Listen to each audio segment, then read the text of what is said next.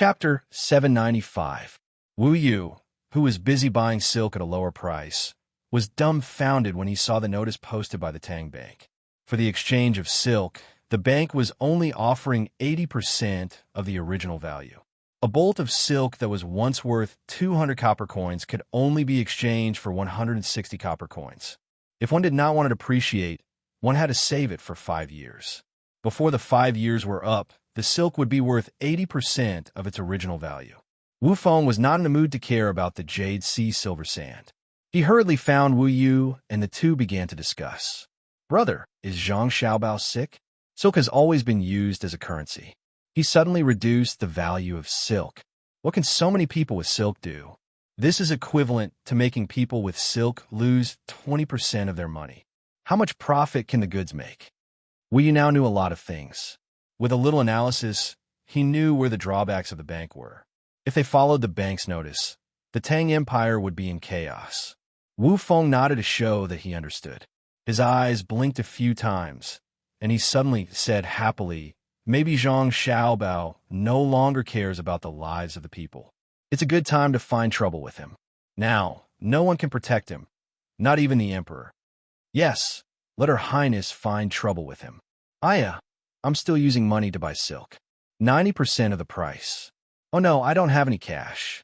Wu Yu was happy when he suddenly thought of a very serious problem. He raised the money with great difficulty and was still buying silk. Now that the bank was using 80% of the price to buy silk, wouldn't his money be gone in the blink of an eye? Wu Huifei was happy when she found out about the Tang Bank's notice. The opportunity was right in front of her. Zhang Xiaobao and Wang Wan had always been careful. This time there was a loophole. Didn't they always say that they were thinking of the people? How should the bank explain buying silk at a lower price? Soon, Wu Huifei found her officials and prepared to impeach Zhang Xiaobao for disrupting the Tang Empire's economy and destroying the foundation of the country. Once the impeachment was successful, even if Zhang Xiaobao did not die, he would lose a lot of skin. Wu Huifei and Zhang Shao, who was also waiting for an opportunity, almost coincidentally had the same idea. After a private discussion, they decided to launch the attack at the morning court the next day. "Empress, it's not good. Something big has happened. The Great Tang Bank is in trouble." Xiao Zhu, who had just received the news, found Empress Wang while panting. Her chest heaved up and down as she told Empress Wang everything. After hearing Xiao Zhu's words, Empress Wang could no longer remain calm. Her expression changed as she said, "How could Xiao Bao come up with such an idea? You want to push me into the fire pit? Was someone trying to frame Xiao Bao? Quick, go find Gao Lishur." While many people were either happy or anxious, Li Longji was very calm as he played Go with Gao Lishur. Seeing that Gao Lishur was only able to parry and had no strength to counterattack, Li Longji used his hand to lightly twirl a Go piece and said, "Starting from this year's autumn harvest, it will not be difficult for the people to wear clothes." Gao Lishur was thinking hard about the Go game and also had to deal with Li Longji's words. He frowned and randomly placed the black Go piece. Wiping the sweat on his forehead, he replied, "Your Majesty's words are correct. This official estimates that many people will impeach Xiao Bao tomorrow morning. Your Majesty had better quickly release the news. There's no rush. Xiao Bao has said in his heart that we must wait until all the officials are impeached before we act. If we act too early, there will be people who will deliberately oppose us." This step was originally difficult to take, but with the announcement from the bank, it actually went smoothly. Li Longji placed a Go piece and continued to force Gao Lishur to defend as he spoke casually. The next morning, just as Gao Lishur and Li Longji had guessed, the officials from the censorate and the head of the secretariat both impeached Zhang Xiaobao at the same time. Some said that Zhang Xiaobao should not continue to manage the bank. Some said that he wanted to harm the country and the people, and some even said that he wanted to shake the foundation of the Great Tang. At this moment, no one was speaking up for Zhang Xiaobao. Sitting on the platform, Li Longji looked at the officials on the two sides of the platform. Some were silent, some were whispering to the people beside them, and some were following the censorate and the head of the secretariat in impeaching Zhang Xiaobao. His face remained calm throughout. Only when some people said that they were tired and others said that their legs were numb from standing did the crowd realize that there was something wrong with the emperor's attitude. Zhang Sha, who had been silent all this while and had been waiting for the emperor to get angry, decided to step forward and list Zhang Xiaobao's crimes.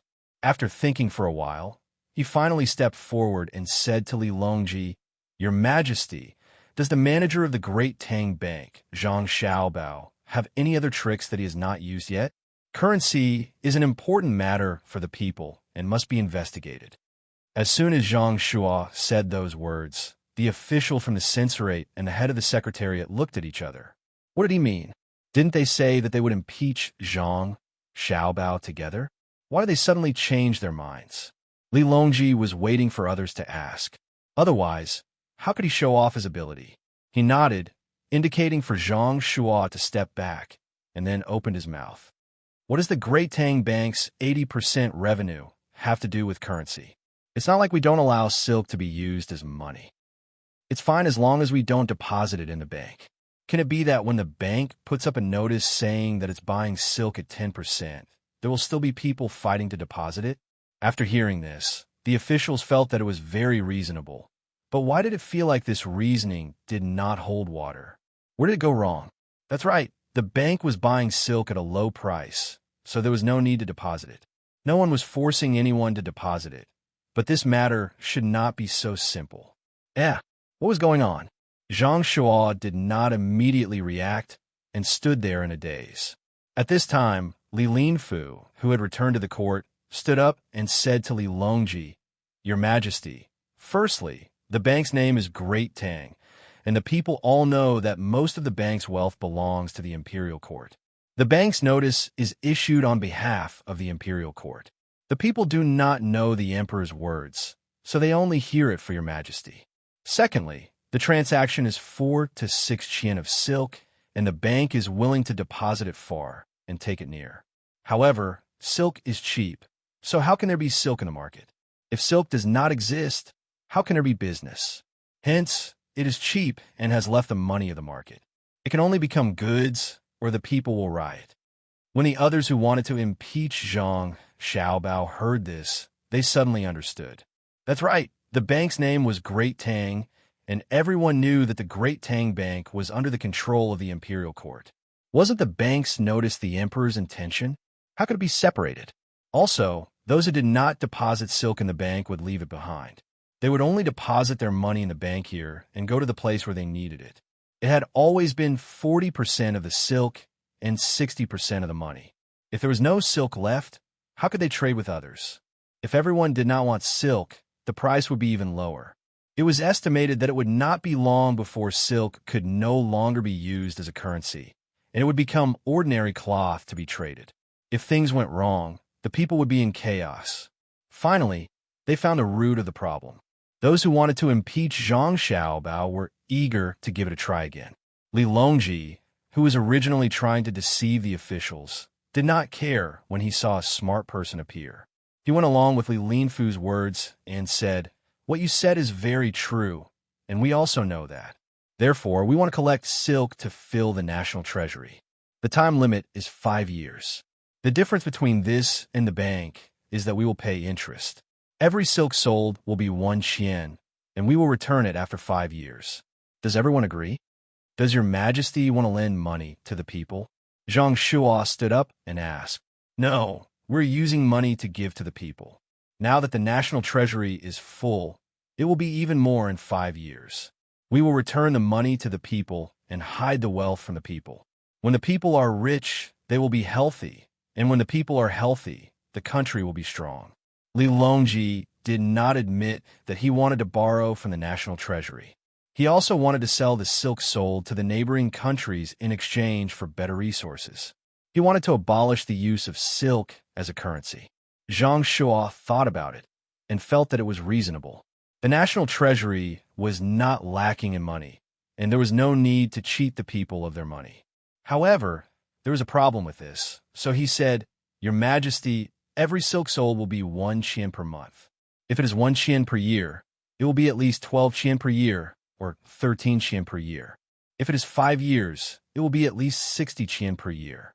Does the national treasury have that much money? We are using money to make money. It is not like we are always keeping the money in the national treasury. We could buy goods from the neighboring countries. As long as we earn more than what is given in 5 years, it will be fine. Li Longji explained the problem. In fact, there was something he did not say, and that was that the currency would gradually depreciate.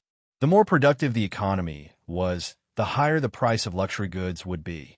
When that time came, the price of currency would also fluctuate, and the general trend would be to depreciate. As the number of goods increased, the income of the people would also increase. This could balance out the value of the currency that was depreciating. However, the national treasury was really cheap. This was especially so for Xinyuan Island. The island was not small. From Zhang Xiaobao and the merchants who went there, they knew that there were many good things there. However, the local people were very poor in terms of daily necessities, especially clothes and beds. The local tribe leader was willing to send 100 people to work for a month for a beautiful piece of clothing. How could there be such a good thing in the Great Tang? After hearing Li Longji's words, the person who had just accused Zhang Xiaobao was speechless. Zhang Shuo was a little unwilling. Just as he was about to continue arguing for the emperor to punish Zhang Xiaobao, Li Longji spoke again. The printing of banknotes cannot be done in Jili province. It needs to be moved to the capital. Who do you think should be in charge of it? Printing money? These two words suddenly appeared in their minds. It was not only the person who had accused Zhang Xiaobao. Everyone focused their attention. Everyone wanted to share. In the end, Zhang Xiaobao was selectively forgotten. Even Zhang Shuo did not have the heart to continue to pay attention to Zhang Xiaobao. After a series of arguments, a balance was finally reached when the court was about to leave. The secretary of the palace took the lead. The Ministry of Revenue would do the work. The Ministry of Military Affairs would send people to guard the banknotes. The Ministry of Justice would set the punishment. The Ministry of Rights would think of a design that would conform to etiquette in the future. The Ministry of Works would provide the equipment, and the Ministry of Appointments would arrange the official positions. When everyone returned to their own departments after the court, they found that no one had taken advantage of the situation. They were all in charge of each other, and it was impossible to print any private money. Very soon, the imperial court's notice was sent to the local government offices, and people were posted. The court set a time limit of 4 months. It would only take 4 months for the banknotes to be collected. After 4 months, it would not be collected. The court urged people to dispose of the banknotes in their hands as quickly as possible. Chapter 796. To the commoners, it was not important whether the silk was used for exchange. Normally, they would not have the opportunity to use silk as a currency. The people who were affected the most were the merchants. Seeing that the silk was about to fall from the status of a currency to that of an ordinary commodity, a portion of the merchants who did not make much profit realized that it was better to lend it to the imperial court. After 5 years, they would get 60% of the profit. The merchants who had faster currency circulation were not willing to take the 60% profit. In 5 years, they could earn 3,000 strings of coins from 1,000 strings of coins. That was double the money, so they reluctantly sold it to the bank. Wu Yu's reaction was not slow, but when his order was passed down, all the cash had been exchanged for silk. The average price was 180 strings of coins for a bolt of silk, 90% of the profit. The sky outside was very clear, and it was not an exaggeration to say that there was not a cloud in sight. Wu Yu and Wu Feng's mood was as if it was a rainy day. "Brother, what do we do?" It was the first time Wu Yu felt so helpless. While he and the others were busy with Xiao Zhao's calculations, Zhang Xiaobao's decision made the situation become unstoppable. He finally understood that Zhang Xiaobao had never treated him and the others as opponents from the beginning. Compared to Wu Yu, Wu Feng had a better understanding of Zhang Xiaobao's prowess. When he laid out the plan, it could be said that he was at ease, but when he wanted to compete with him, he realized that he was not on the same level. Facing Wu Yu's questioning gaze, he said, "Tell the Empress to stop. Don't expect to beat Zhang Xiaobao financially. That is a celestial existence, not something we can compete with." "Brother, I don't understand. Why would the emperor listen to Zhang Xiaobao? The imperial court took in so much silk. Is he not afraid of something happening? That silk can be spoiled. Wu Yu was not convinced. He thought that the emperor was biased towards Zhang Xiaobao and was willing to let the national treasury suffer losses for Zhang Xiaobao. Wu Feng glared at him. What nonsense are you talking about? Why would the emperor help Zhang Xiaobao? It's not like you don't know how the Zhang family and Wang family do things. Haven't you seen all the information? Their two families had always planned things out first and would only make a move when the time was right. Not to mention you, there are countless officials in the imperial court. Who dares to say that they can clearly see what the Zhang family and Wang family want to do when they start operating? How did Sanshui County become Shang County from Zhong County? First of all, everything was independent. Some were for earning money, and some were for fame. And the result? You and I are not capable enough. Don't try to figure out other people's thoughts. If you really want to get in touch with them, you could defeat Song Jinggong. Maybe you can get a glimpse of the list of the top billionaires. Wu Yu lowered her head and finally sighed helplessly. Brother, I'm tired. I'm going to sleep. You can tell the Empress that I don't want to be number one anymore. That's not a game. That's a real business battle. Even politics is involved. I'm going to sleep. That's enough. Send something to the Song Mo Commander-in-Chief's office one more time, and you can stop. For the last time, you should send various kinds of tools and steel that didn't pass the smelting process. Let people make various kinds of household appliances and send them over. Zhang Xiaobao looked at the information sent back from the Song Mo Commander-in-Chief's office and ordered the people waiting at the door. After the people received the order and left, Wang Wan came over with dark circles under her eyes. Xiaobao, I've sent people out. As for whether they can reach North America in the end, I'm not sure. In fact, it's best to send people from Team Zero. There are no roads in North America now. The jungles, there are all kinds of wild animals. The people sent may not be able to meet the requirements. 1,000 people. I'll be satisfied if I can get the remaining 100 people. Do you think the people in the Song Mo Commander-in-Chief's office will really have the intention to oppose? You go and rest in a while. I'll take Xiaobei and the others to the beach to play. Don't worry about those 1,000 people. The jungles in North America are dangerous, but people learn. If some people die, they'll naturally understand more things. Zhang Xiaobao found his swimming trunks and looked at the world map that was not very neat on the table. His eyes were full of determination as he looked at Wang Wan's dark circles and said, seeing that Wang Wan was still worried, he said, to be honest, I'm not willing to enter the primitive jungles. I'm not sure if I can easily survive in such a place. Miasma, poisonous grass, insects, snakes, and wild animals. Whether it's the Delta, the Beret, or the Alpha, who can guarantee that they can return safely? I don't think the three you mentioned are the most powerful. There are more powerful people than them, Wang Wan retorted. I know you want to say that the special forces in China are all the same. The powerful people are not limited by the region or country. But in that kind of place, your Bawang flower is useless. The 1,000 people are just going to explore the road. We don't expect them to fight from North America to South America. Didn't you give them a lot of good things when they left? As long as they can contact the local natives, I believe their survival rate will be very high. You go to sleep, I'm leaving. Zhang Xiaobao was not willing to argue with Wang Wan about this kind of uncertain thing. He carried Wang Wan to the bed, picked up his things, and left. Seeing Zhang Xiaobao's figure at the door, Wang Wan closed her eyes and muttered discontentedly, "It's fine as long as the Ba Wang flower can control you." Humph! Today was the day Zhang Xiaobao took his younger brothers and sisters to hold a beach picnic. It was once every half a month. As the weather was getting warmer, they could play in the sea. There are many good beaches in Jili State. Zhang Xiaobao did not plan to take his younger brothers and sisters to play in the Broken Star Ocean Park where he was at that time. The broken place there could be cut by stones if they were not careful. Perhaps it was because of the impression at that time, but Zhang Xiaobao's attitude towards that park was not good at all.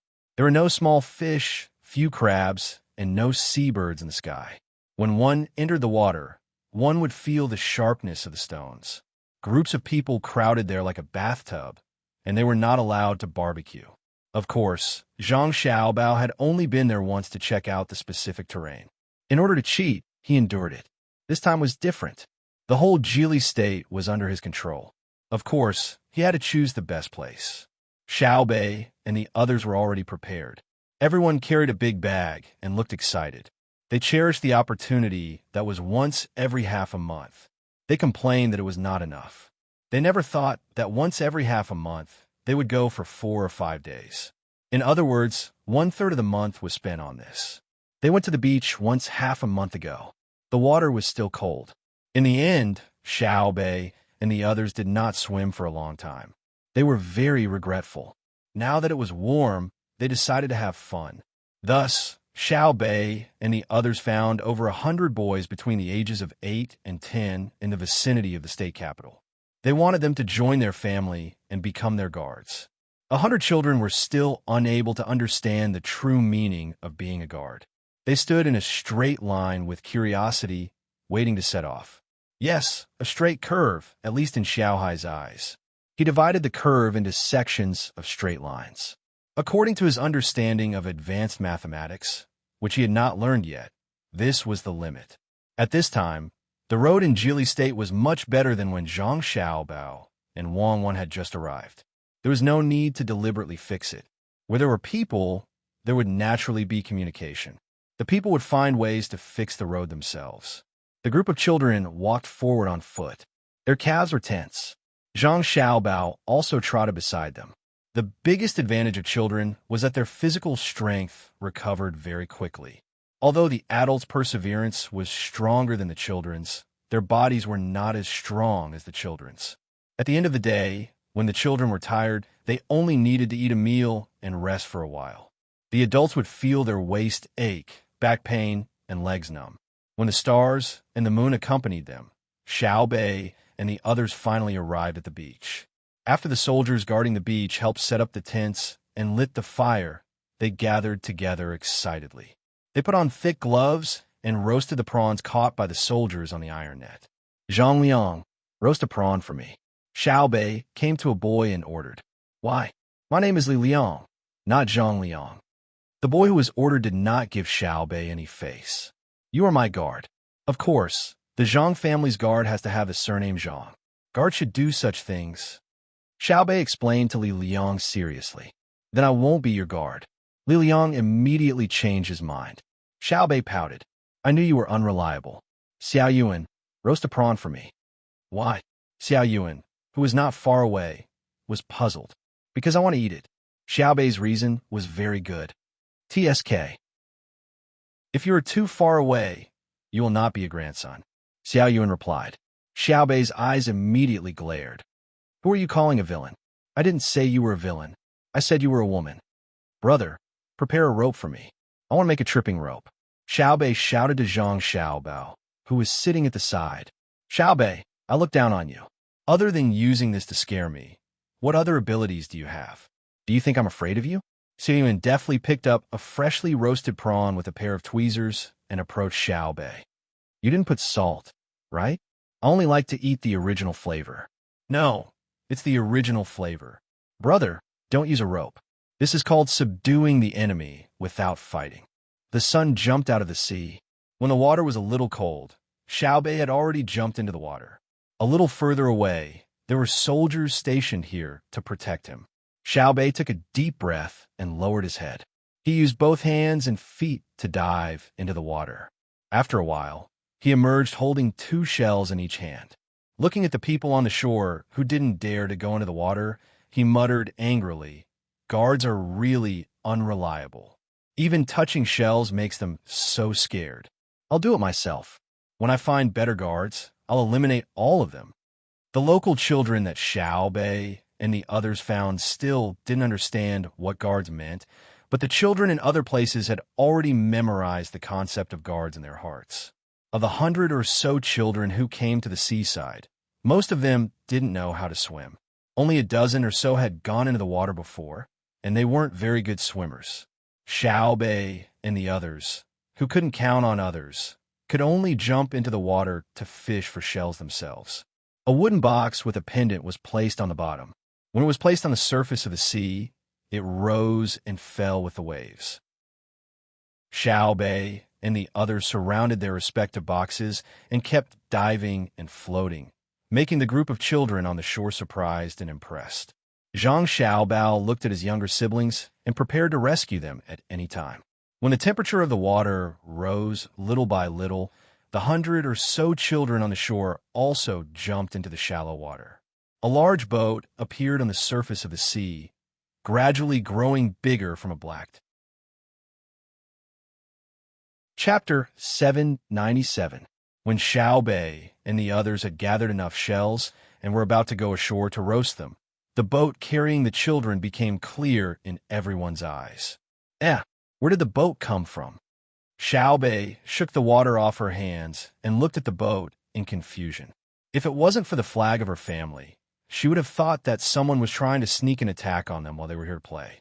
Zhang Xiaobao, who had also come ashore, smiled and didn't say anything. It wasn't until the boat got closer and could no longer move forward that Xiao Bei and the others saw the other party's approximate age and the clothes they were wearing on the boat that Xiao Bei and the others saw clearly. Brother, where did the guard come from? He's so small. Xiao Bei opened her mouth in surprise and pulled Zhang Xiaobao's hand. He's not small anymore. The younger ones are already high-ranking officials. How can a 10-year-old guard be small? Zhang Xiaobao rubbed Xiao Bei's head and said with a wink, "Oh, so that's the case. Brother, the guard you asked for is too small." Xiao Bei reluctantly admitted this fact. Zhang Xiaobao shut his mouth again. Xia Yuan, who was at the side, shook her head twice and suddenly revealed an expression as if she knew everything. She said to Xiao Bei, As for this guard, I know." "You know? Quick, tell me about it." Xiao Bei poked Xiao Yuan. My hand touched something hard in the water just now. I can't rely on the shells later. Who can help me roast them?" Xia Yuan had a pained expression and waved her hand in front of her eyes. Xiao Bei pouted and muttered, "My brother will roast them for you. Tell me quickly." "I like to eat Xiao Bei's roasted shells. I don't eat other people's roasted shells. What should I do?" Xia Yuan turned to look at Xiao Bei and asked, "You tell me first. After you're done, I'll see if I can roast them for you." Xiao Bei acted like an adult and began to negotiate with Xiao Yuan. "I forgot. If no one agrees, my brain won't work." Xiao Yuan shook her head. "I'll roast them for you. Roast shells, right? Okay, tell me." Xiao Bei pretended to be angry and turned her head to the other side. Satisfied, Xia Yuan pointed at the boat coming over and said, "Do you still need to ask? The person coming over is our guard. You can't find someone else." "Yes, no." "Really? Brother, is it true? Is it true?" Xiao Bei excitedly grabbed Zhang Xiaobao's hand and shook it back and forth. Only then did Zhang Xiaobao reply, "Now we have bodyguards. Don't bully them." "I won't bully you. I won't bully you. I have guards now. Where do they come from? It's so neat." Xiao Bei's eyes narrowed into crescents. As the boat got closer and closer to shore, the children on the boat could clearly see the people standing on the shore. They were just as excited as Xiao Bei. They were all from the Zhang family, Wang family, and Zhuangzi family. Usually, they were not as smart as the others. Since they were 7 years old, they had been taught and trained to help the main family ensure their safety. Now, they had been training for 3 years. Their physiques were much stronger than other children of the same age. After Zhang Xiaobao knew that Xiao Bei and the others had found guards to make things difficult for them, he sent someone to deliver a letter back. He did not expect them to be able to fight immediately. He only wanted them to be on good terms with Xiao Bei and the others and be familiar with each other. Although this group of children had already given up on the idea of relying on literary examinations, they were all literate and knew how to count. The reason why they were not allowed to continue studying in the academy was firstly because they were not willing to study. Secondly, even if they studied, they had no hope of passing the imperial examinations. On the contrary, a group of people focused on studying. They usually only did broadcast gymnastics and received different training.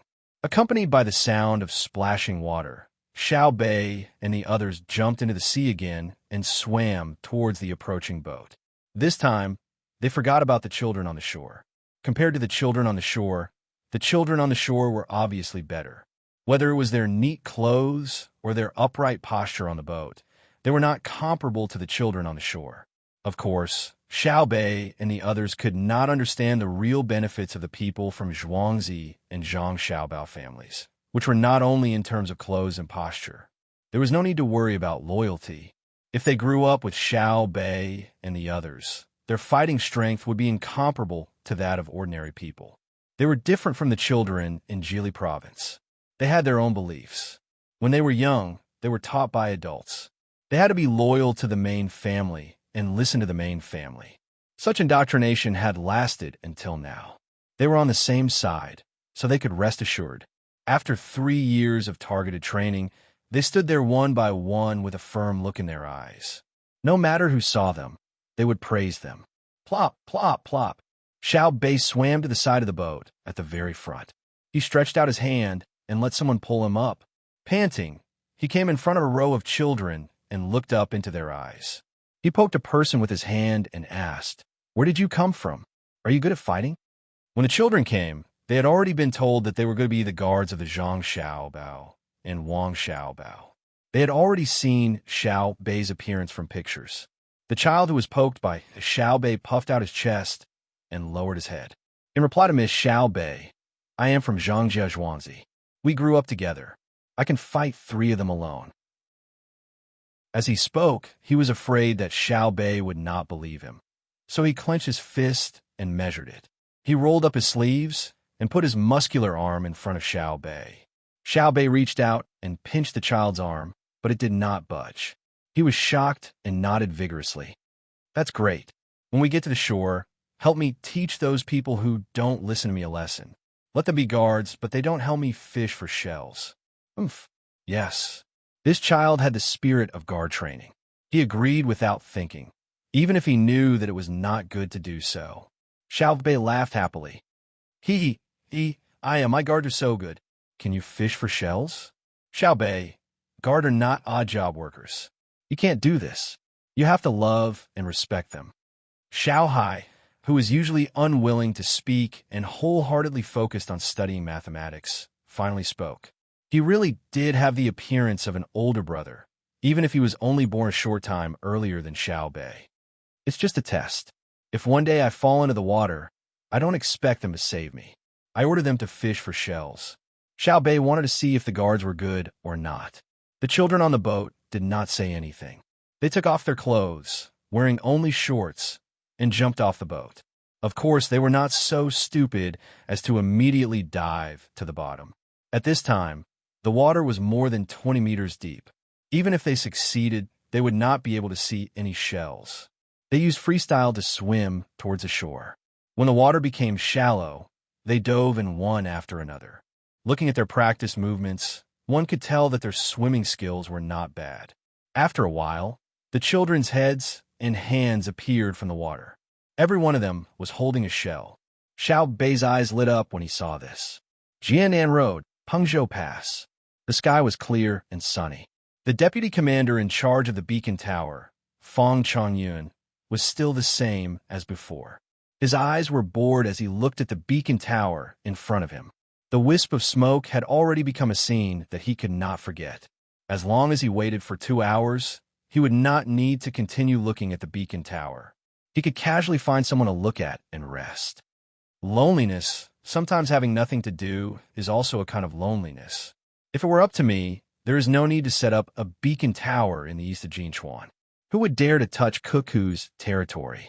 One day, it will slowly end like this. Fang Changyun placed the binoculars in his hand and muttered to himself. He closed his eyes and prepared to take a short nap. This nap lasted for 2 hours. In his dream, a fairy came over and said that she would treat him to a drink. She even continuously leaned on his body. The corner of his mouth unknowingly curled up. Just as he was about to move on to the next step, the fairy suddenly stretched out her hand and slapped him. "Io, you hit me? Who hit me?" Fang Changyun, who was awakened by the pain, covered his face and asked, "Commander Fang, it's not good. The beacon tower over there has already been 2 hours, and it's still burning. Furthermore, there are 2 wisps of smoke rising at the same time. It's not the same as before. The person who retracted his hand nervously pointed at the distant beacon tower and shouted at Fang Chanyan. What? Two wisps of smoke rising at the same time? It's been 2 hours? Not good. Quick, light the beacon and send people out to check. Fang Chanyan could no longer care about the pain on his face. He opened his eyes wide and shouted at the beacon tower. Chapter 798. 2 beacons of smoke rose from the beacon towers near Pengzhou Pass. Fang Chanyan did not dare to delay. He ordered people to light the beacons and sent people to check on Jin Chuan. There was 1 beacon tower every 30 li, and the distance was arranged according to visibility. From the time the beacon in Jinchuan was lit to when Zhang Xiaobao and Wang Wan received the letter from the pigeons in Jili Prefecture, it only took 11 hours. Most of the time was wasted on the pigeons flying. There was not much content in the letter. It just said that there were 2 beacons of smoke coming from Jinchuan. It asked Zhang Xiaobao and Wang Wan to consider what to do. 2 beacons of smoke, not the beacons of safety. It seems that there is some trouble over there. Is it Tubo or Tujue? Zhang Xiaobao understood the meaning of the 2 beacons of smoke. There was a line in Du Fu's poem, "Lone smoke rises in the desert." This did not only express desolation, but also a sense of peace in a distant place. 1 beacon fire was for peace. 2 beacon fires were for a situation. 3 beacon fires were for war. Of course, there were many details in the letter. For example, the length of time the beacon fires burned, the time when the beacon fires were lit, and so on. There were many explanations. Otherwise, they would not know that the news came from Jinchuan. Wang Wan also appeared to be a little anxious. The speed at which the news was transmitted was fast, but that was from other places to the capital, not from the capital to other places. Furthermore, the news was not very specific. No one knew what exactly happened at Jinchuan. Looking at Xiao Bei and the others who were still playing games with the newly arrived guards of Zhang Xiaobao and Wang family, Wang Wan looked to the west and said to Zhang Xiaobao, "Let's see what is going on first. Don't be afraid. There are more than 100,000 slaves over there. Even if they want to attack, they will not be able to do it in a short time. Could it be that the Tubo's life is getting more and more difficult, and they finally can't help but fight to the death? If that's the case, we'll have to go again. Jinchuan's army can't be commanded by anyone else. If someone takes a fancy to it and reports it to the imperial court, they should be moved to the Great Tang." Zhang Xiaobao nodded to show that he understood. Although they had been helping Li Longji and had a good relationship with each other, that was only possible because the 2 of them could restrain Li Longji at any time. If Li Longji was in a bad mood one day, or if he suddenly decided to deal with the 2 families, Lu Zhou and Jinchuan would have to act together. After all, military power was the right to speak. As if sensing that her brother and sister were not in a good mood, Xiao Bei, who was competing with the guards of the Zhang family and Wang family to see who could catch the most good things in the sea, suddenly stopped and hurriedly swam to the shore. She blinked her big eyes and approached Zhang Xiaobao and Wang Wan. "Are you going back to the manor? Then you can come back to play in the future. It's fine. I can still continue to train the guards when I go back. I've caught a lot of spoonworms. I'll fry them when I get back." Originally, they were going to stay for at least 3 days. If they were going to leave, they would only stay for 2 days. For children, playing for a while was a kind of happiness, let alone playing for a day. Xiao Bei was very sensible and resisted the idea of continuing to play. She had long been used to running around with her family. Zhang Xiaobao touched his sister's forehead and tucked back the hair sticking out of the swimming cap on his face.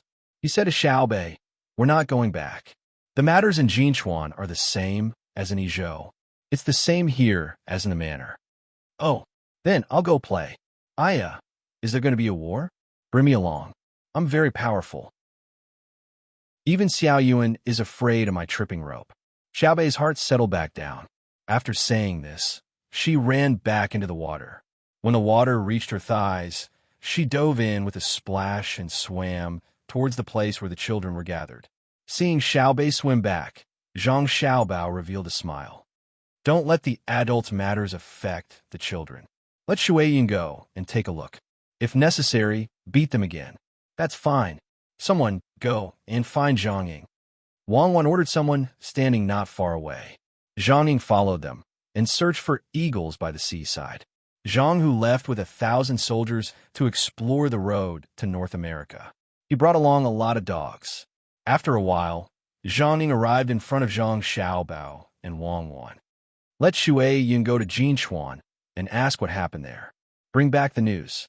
Zhang Xiaobao pointed at Shui Yun, who was still soaring in the clouds, and said to Zhang Ying. After a whistle, Shui Yun spread her wings and landed on Zhang Ying's arm. She shook her head, giving people a feeling of puzzlement. Zhang Ying ordered someone to bring a pattern with the characteristics of Jinchuan. Zhang Ying made a few gestures to Shui Yun. Shui Yun's gaze fell on Zhang Xiaobao and Wang Wan. She blinked her eyes and looked to the west. Zhang Xiaobao and Wang Wan suddenly had a strange feeling. Shui Yun knew how far Jinchuan was from Jili State and didn't want to go. Someone, go and kill a cow. Zhang Xiaobao said to the person next to him.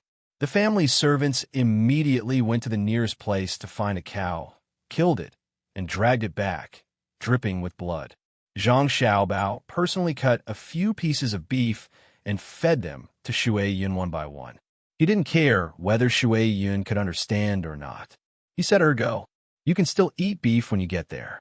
When you come back, I'll kill another one for you. It's a little far, but this mission is difficult and honorable. No one can do it except you.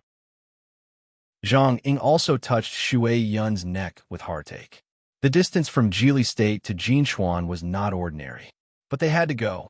They could only wait for Shui Yun to come back and nourish her body. Shui Yun seemed to know that she had to go on an errand. She tried to eat the beef so that she could store more energy to support the flight. When she really couldn't eat anymore, Wang Wan had finished writing the letter. She put in a bamboo tube and tied it to Shui Yun. Shui Yun rubbed her head against Zhang Ying's face intimately. Following the movement of Zhang Ying's arm, she soared into the air and circled in the sky. She let out a cry and flew to the west. It would be great if all eagles could be like Shui Yun. I hope she won't encounter any danger on the way. Let's barbecue beef tonight. Zhang Xiaobao sighed as he watched Shui Yun turn into a black dot and disappear into the sky. At the same time, Zhang Ying retracted his gaze and comforted Zhang Xiaobao. Don't worry, little young master. Shui Yun is very smart. If she gets hungry on the way, she will find animals that are easy to catch to eat. She won't lose the letter. I also want to find more eagles like Shui Yun. Unfortunately, I've caught many eagles, but none of them can reach Shui Yun's level. Just like the big dog that the little lady brought back from Luzhou, it's almost psychic. Little young master, little lady, is something wrong with Jinchuan? Zhang Ying didn't read the letter, so he didn't know the specific situation. The two beacons are busy dealing with the matters here. The surrounding commander-in-chief manners are restless.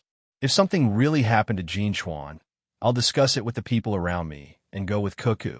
This time, I won't be surnamed Zhang if I don't make them obedient. Zhang Xiaobao explained to Zhang Ying. The most annoying thing for him was that he couldn't take care of both the front and the back. If Jinchuan's army didn't care, he could ask the imperial court to send a general to command it. Currently, there were a few powerful people who were good at war. Wang Wan was also furious.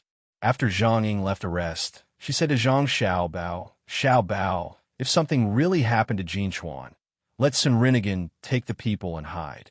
We can't go there for the time being. I have to deal with the surrounding matters first. How are you going to deal with it? Zhang Xiaobao truly didn't think that Wang Wan had other plans. I'm not telling you. There are many things that you don't tell me. Go guess. I'm going to swim. Wang Wan threw down these words, took off her outer clothes, and jumped into the sea in her swimsuit. Fine, I won't tell you. I rushed over here this morning because I had a good plan to share with someone. Let's see who can stand it. I'm going to swim as well. Zhang Xiaobao muttered to himself and jumped into the sea as well. Compared to Zhang Xiaobao and Wang Wan, who only found it troublesome, some people were in a bad mood because of the fire beacon incident. When the news came, Li Longji was in the morning court discussing state affairs with the officials. One was to continue opening the Great Tang Bank all over the Great Tang, and the other was to discuss the issue of the conscripts. The conscripts in Idyll province could be said to have succeeded. The 30,000 soldiers who had been scattered throughout the various armies no longer had to eat just wine and meat like they had in the beginning. The soldiers didn't say anything. As long as their families had a good life, they had no reason to cause trouble. This kind of success gave Li Longji hope. He wanted to find another place to try again. Just as he was arguing with the officials, the fire beacon incident in Jinzhou came.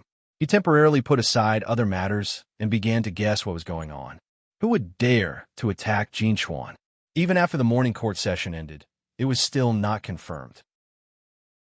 After returning to Xingqing Palace, Li Longji was not happy when he heard that the construction of the artificial unsinkable lake was about to be completed. Li Shi, do you think that Tubo is taking the risk? Li Longji, who had drunk 2 bowls of ice sour plum soup, still felt like his heart was on fire. He asked Gao Li Shi, who was waiting on him. How could Gao Li Shi guess? He was even more anxious than Li Longji. On one hand, he was worried about the great Tang, but on the other hand, he was worried about Xiao Bao. Jinchuan was not under the jurisdiction of the Great Tang. Although the Great Tang had offered many local specialties this year, with the majority being desert sistanch, if the Great Tang really did send people to occupy it, regardless of whether Xiao Bao and Cuckoo would agree or not, Tubo would not agree. If that happened, they would really have to hand over their territory to the Great Tang. The east of Jinchuan currently belonged to Xiao Bao and Cuckoo. That was just an excuse for the caravan. If the Great Tang sent people to manage it, it would be a matter between countries. As Gao Li Shi thought about it, his eyes hurt, as if the pain had reached his head. He massaged his temples and replied to Li Longji, "Your Majesty, it's just 2 plumes of smoke." Perhaps the people of Jinchuan saw wrongly and thought that someone was going to attack them. This subject thinks that Tubo currently relies on the Great Tang to exchange food for them and does not dare to make any rash moves. Although the Turks are also in the desert, they can't care too much. Your Majesty does not need to worry. The news should have already been sent to Xiao Bao and Cuckoo. The 2 of them should have already made their decision. Once Idyll province sends a letter, we will naturally know everything. Even Gao Li Shi himself didn't believe his own words. The Tubo and Turks were wolves that couldn't be tamed. As long as they were given a chance, they would definitely grasp it. Otherwise, there was no need for them to continue sending troops to guard the borders. Li Longji also knew that Gao Li Shi was comforting him. At this time, the only thing he could do was to believe his words, even if it was hard to be certain. Send a letter to Xiao Bao and ask him what his plans are. Li Longji could not wait any longer. Shui Yun tried its best to fly, wanting to reach the place as soon as possible. It could feel the anxiety of its master. Even if it knew that the journey was long, it still wanted to complete the mission. The blue sky and white clouds accompanied each other. A light breeze blew and it spread its wings. Every time it flapped, it had to travel a long distance. In the place Shui Yun was determined to reach, quite a few people were busying themselves, setting up temporary camps to guard against others. Zhang Yuzhu tried his best to press a rope woven from straw in the sand, according to a diamond pattern. He also placed the seeds of the haloxylon amandindron tree in the middle and carefully watered them with water from a bucket pushed over from a distant lake. When the haloxylon amandindron tree grew, it was possible to find desert sistanch in it to repay the master. This method was taught by the master's young master and young lady. As long as one could collect 10 caddies of desert sistanch in a year, he would have a good life and would receive a lot of extra rewards. One had to know how to be content. Even if there were no rewards, one had to do a good job for the master. One's family name followed the master, and a stable life was also given by the master. Just as young Master Han said, one would only know what happiness was when there was a comparison. When some people were sad because they did not have shoes to wear, they would find that some people did not have feet. He had to cherish the days he had now. Even if the duo people who came the day before yesterday were eyeing him covetously, he was not afraid. If they really dared to attack, he would fight them to the death. Thinking of this, Zhang Yuzhu worked even harder. He seriously planted every seed hoping that it would sprout and grow up. Looking at the guards from the master's house, Zhang Yuzhu was even more afraid. Compared to Zhang Yuzhu, Senrignigan was in a very bad mood. The group of duo people in the distance did not plan to leave since the day before yesterday. They looked like they were going to stay here permanently and build a temporary camp by the lake. More than 500 people did not come to harass them, but they did not leave either. If they wanted to keep 500 people here, it would be too easy. There were more than 100,000 people. Just the number of soldiers alone reached 20,000. 40 against 1. One person could strangle the other party to death with a pinch. Senrignigan was not worried about the 500 people, but what was behind them. There were also duo people in the Great Tang, so it was not strange. What was strange was that if they came to the lake in the desert, were they not worried that they would starve to death after eating the food they brought? When things were abnormal, there was bound to be a demon. Thinking of this, Senrignigan said to Han Xianfeng, who was also looking at the duo people with clairvoyance, "Young Master Han, do you think that the arrival of the duo people could be secretly supported by the Turks or Tibetans?"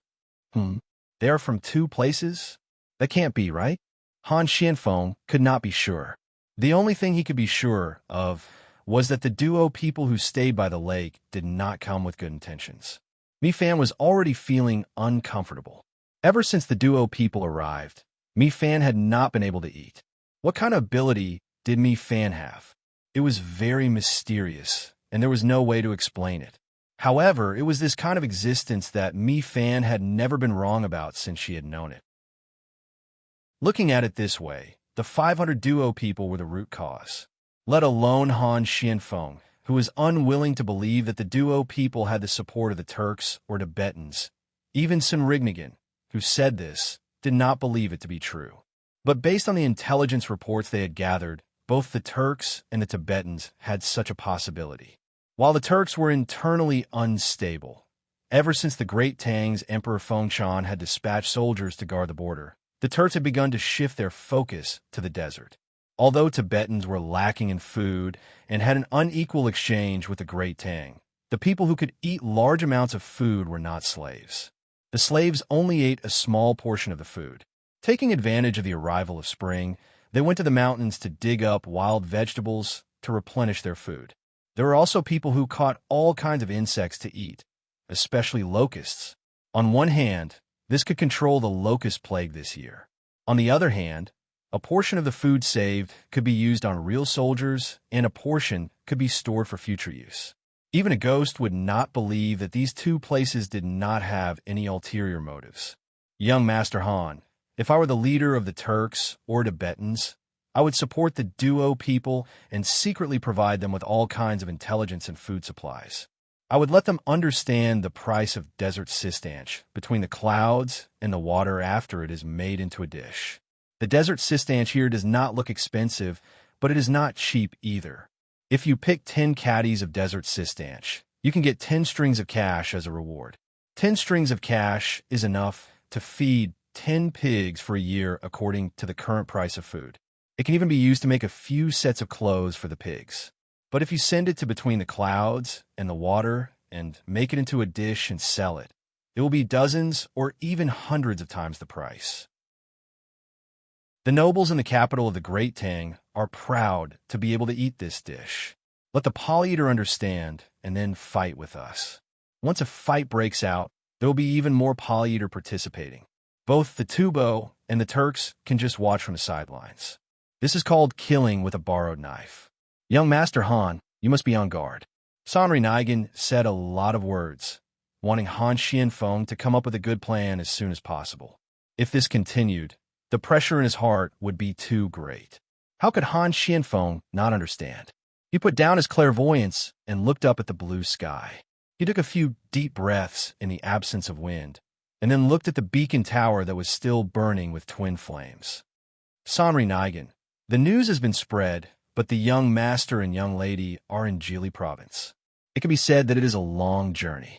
When the two of them know, even if they rush 800 miles, they will have to wait for nearly a month.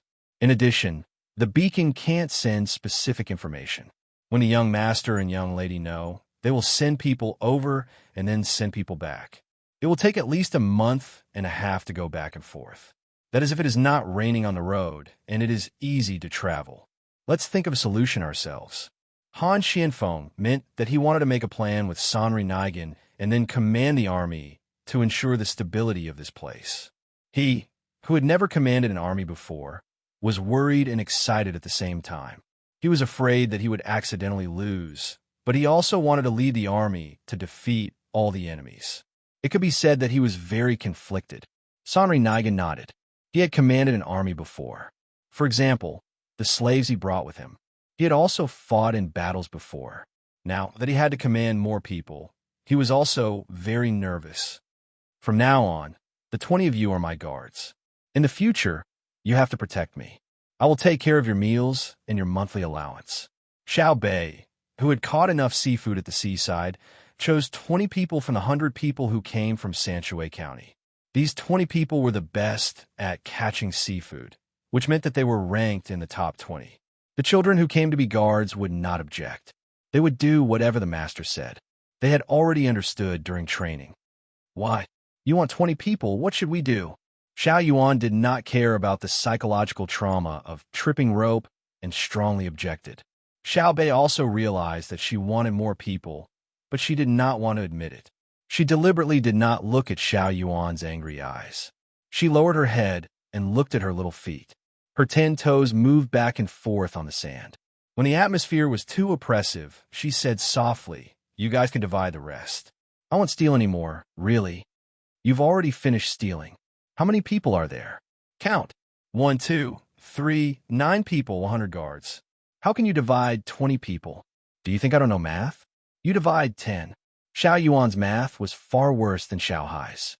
It took him a while to finish counting. If each person had 10, there would be 10 left. As he spoke, he was calculating how to divide the remaining 10. He had to continue counting. It was very troublesome. Xiao Bei also calculated. She calculated first. If each person has 10, then there are 10 left.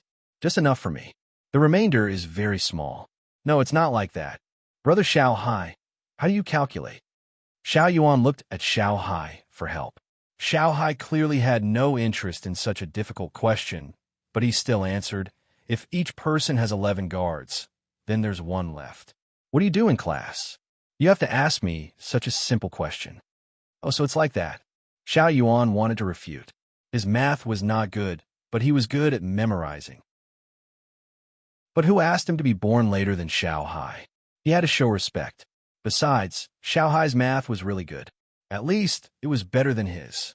Xiao Bei looked up at her brother, Zhang Xiaobao, for help.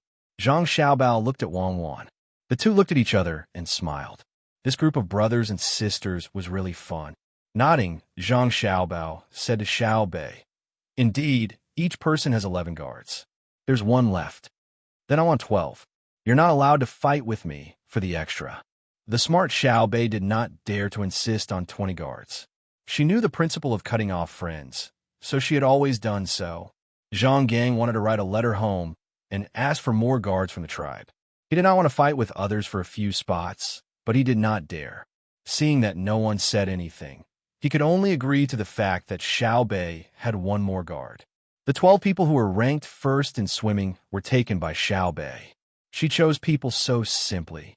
She did not consider whether those who were good at swimming were still good on land. After the others had finished choosing their guards, Xiao Bei came to Xiao Hai's side like a little sister. She grabbed Xiao Hai's hand and shook it vigorously. Brother, you don't usually need guards. Why don't you let me help you train them? Is that okay? Is that okay? Usually, it was too difficult to get Xiao Bei to call him brother, who asked the 4 little guys to be born so close together. Xiao Hai did not care about guards. He was focused on math. When he heard his sister asking for a guard, he nodded and agreed. Xiao Bei cheered. She looked at Xiao Yuan, who had just opposed her, and revealed a unique smile. Xiao Yuan consciously pretended not to see it and turned his head to do his own things. Zhang Xiaobao and Wang Wan looked on and did not care. If not, life would be much less fun. On the way back, Xiao Bei did not ride a car or ride a horse. She was very happy. This was because she had her own team, even if the average age was slightly younger. Xiao Bao, when you go back, give an expensive gift to the surrounding commander-in-chief's manors. Don't worry about money. The friendship between the various places here can't be measured by money. Wang Wan said to Zhang Xiaobao as they walked. Zhang Xiaobao agreed very happily. He did not ask for the reason. There would be a day when he would know, and he would not have to wait too long. As soon as they returned to the manor, Zhang Xiaobao began to give gifts to the surrounding places. According to the status of the other party, the gifts given ranged from 1,000 strings of coins to 10,000 strings of coins. A total of 32 gifts were given, and the total value was 110,000 strings of coins. Those who received the gifts were happy and worried. They were very clear about the value of the gifts now. The lowest value was more than 4,000 strings of coins. Naturally, they did not know that the cost of the gifts was more than 1,000 strings of coins. They took the gifts and wanted to give back the same value, but they were reluctant to give it back. Fortunately, the letter with the gifts mentioned a proposal, which was to hold a joint military exercise together. They hoped that they could cooperate. Zhang Xiaobao and Wang Wan were in charge of the site of the exercise, and they were in charge of the food. Agreeing was giving face, and there was no need to return the gifts. One by one, they agreed. Not everyone was only doing it for money. Some people did not care about money. They wanted to see the combat effectiveness of the soldiers in Idyll province. Zhang Xiaobao finally guessed part of the content at this time. He asked Wang Wan, "Where are you going to take them to hold the joint military exercise?" "It depends on the situation in Jinchuan. If it's good, we will hold a training exercise in the entire northern part of Hebei province for half a year. If it's not good, we will go to Jinchuan. I'd rather pay a lot of money for it." Wang Wan did not keep a secret. As soon as she said it, Zhang Xiaobao knew what she meant. "Well, it's worth the money. First, we can let the army be familiar with the terrain here. After all, they come from the south. Second, we can let the team participating in the exercise feel our military treatment. Even if we don't win them over, we must leave a deep impression in their hearts. As for Jinchuan, the significance of this exercise is greater, and at the same time, the purpose of this exercise is stronger. Good idea. Whether they agree or not, it's good for us." Zhang Xiaobao praised Wang Wan. Before Wang Wan could be modest, he changed the topic. "But if they don't agree to go to Jinchuan, are you really going to do something to them? I believe that our friendship is like the evergreen tree. When I gave them very precious and valuable gifts, I never thought about money. Betrayal is shameful. I believe they won't betray us," Wang Wan said sincerely. When the various forces in northern Hebei province were busy transferring troops for the exercise, Shui Yun flew over mountains and rivers and finally arrived at Jinchuan. Under the shocked gazes of Han, Xianfeng, and Sanri Nigan, she lowered her head and scratched the ground with her claws, reminding Han, Xianfeng what she should do. "Shui Yun, why are you here? Come, get some water. Kill a cow and drag it here. Hurry!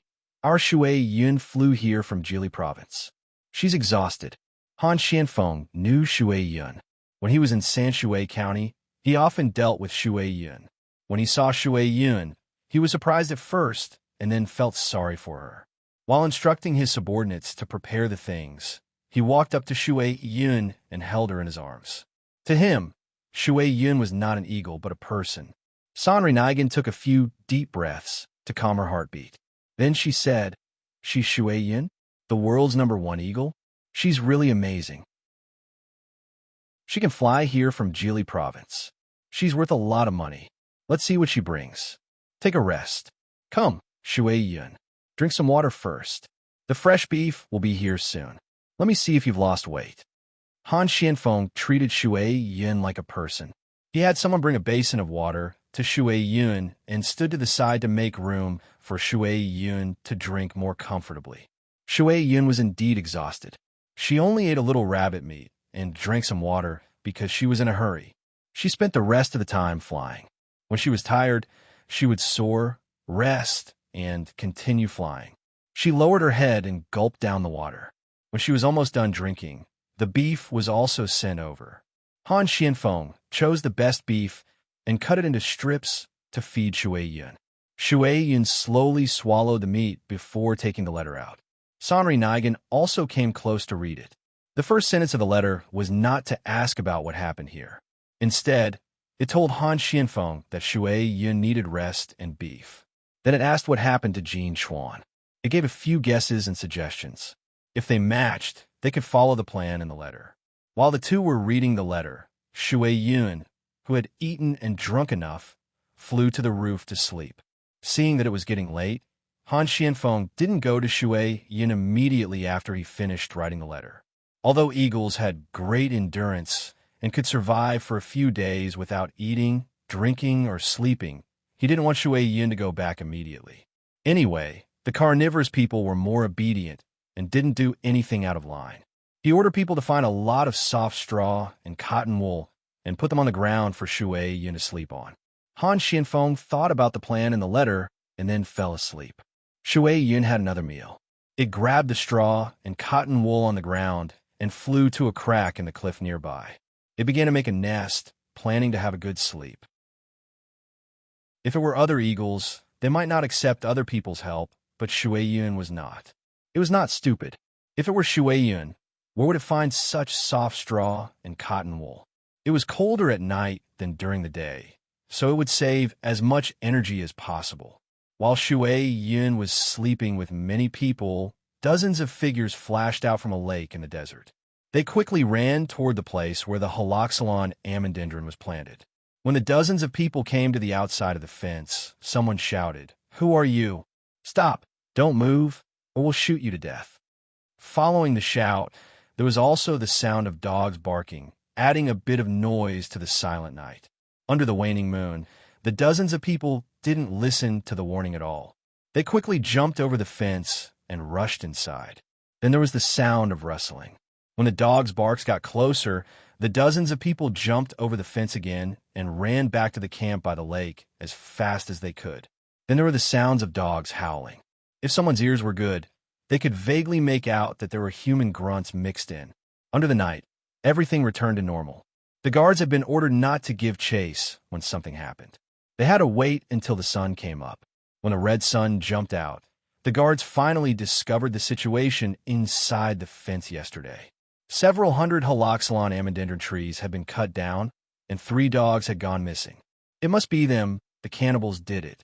I knew they didn't have good intentions there. Zhang Yuzhu, who was in charge of planting the holoxylon amandendron trees, pointed at the cannibals' camp and cried. There was no need for him to say it. The others also understood, but they couldn't make the decision. They could only wait for Han Xianfeng to come. Han Xianfeng, who had gotten up early to train, finally received the news when he was about to finish. He rode over with Sanri Nigan. Looking at the holoxylon amandendron trees and the smoke rising from the cannibals' camp, Han Xuanfeng's face was gloomy. Fortunately, Shui Yun didn't go back yesterday. It seems I need to write a new letter. After saying this, Han Xianfeng ordered, "Continue with your work and pretend nothing happened. We'll talk about it at night. There aren't many holoxylon amandendron trees that were cut down. We'll plant more." Leaving these words behind, the two rode back to the house. Han Xianfeng tore up the letter he wrote yesterday and wrote a new one. He called out to Shui Yun, who was hovering in the sky. After Shui Yun came down to eat and drink, he tied a bamboo tube to it and stroked its feathers. "Go back.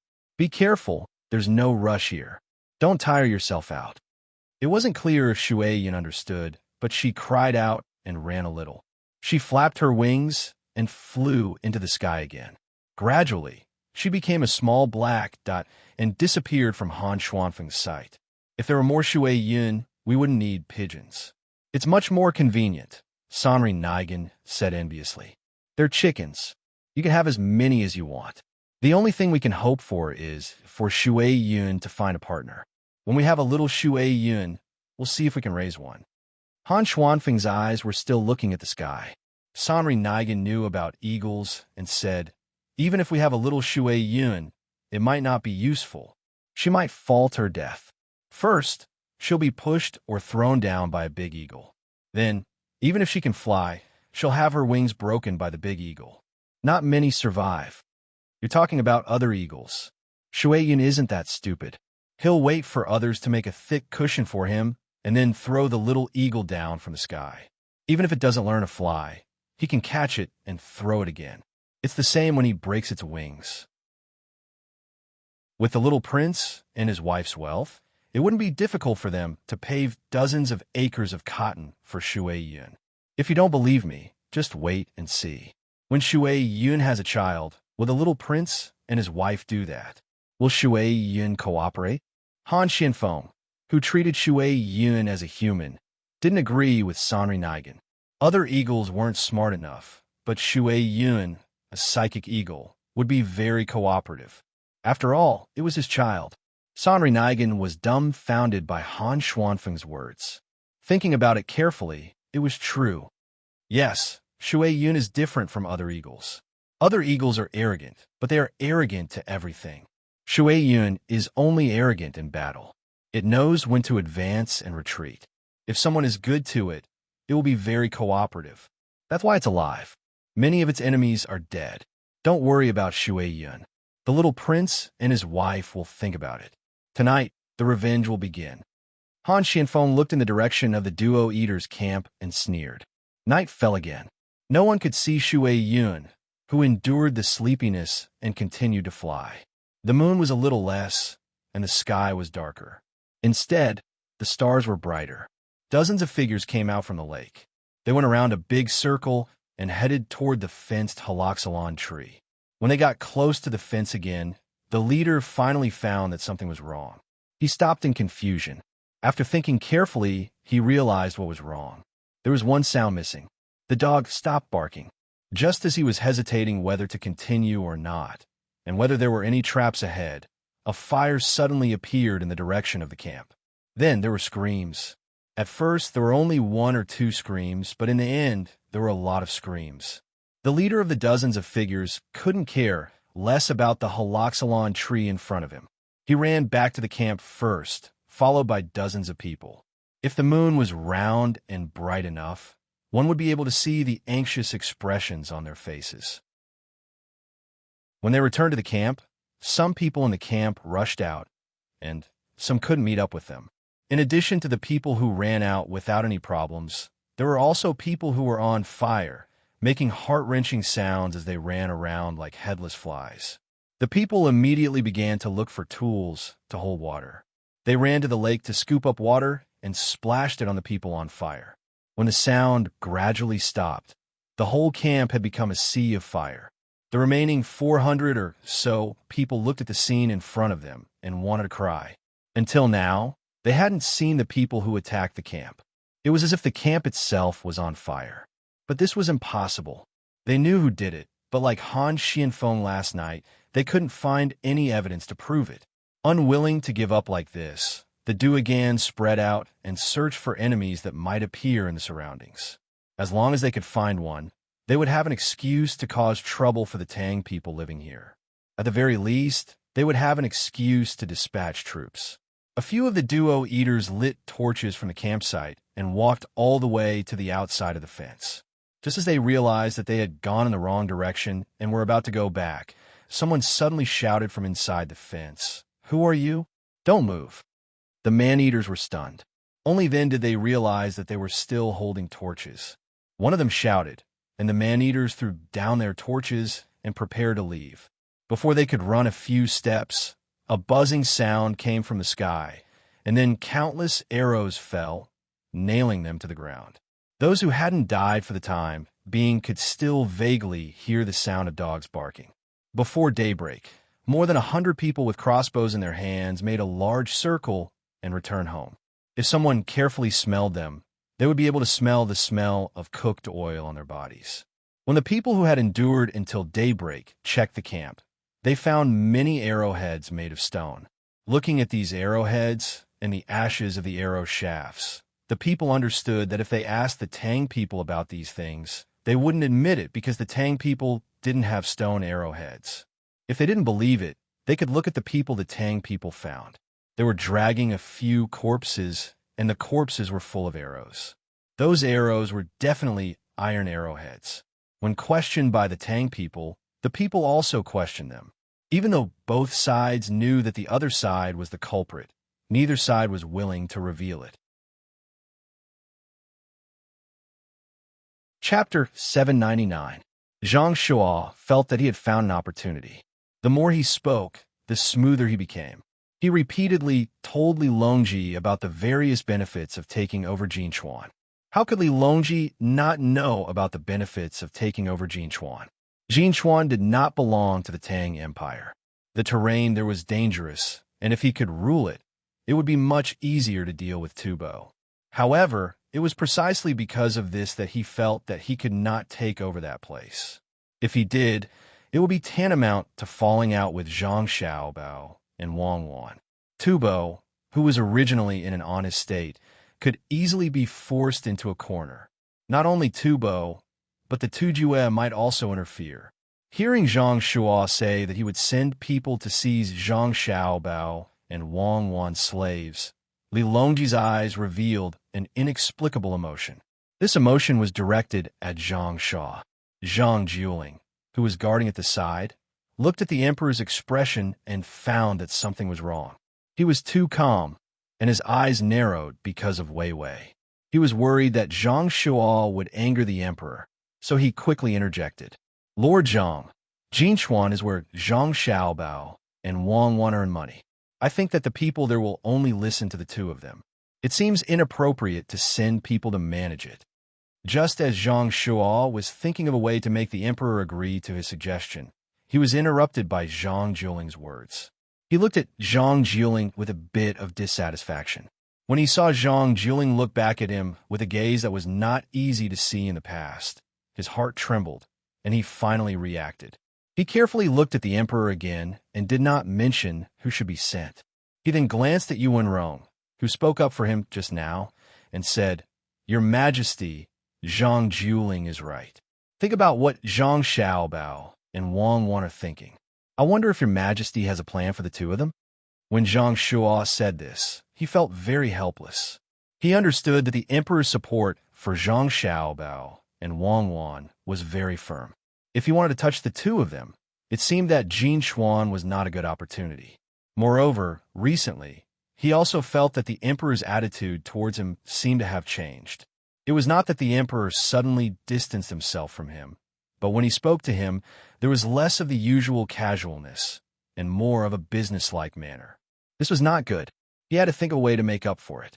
Li Longji glanced at Zhang Jiuling, but didn't say anything.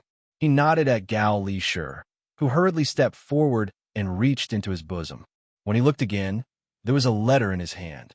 Then he turned to the others and said, After Xiaobao and Cuckoo found out about the fire beacon, they came up with a plan. Gentlemen, please take a look.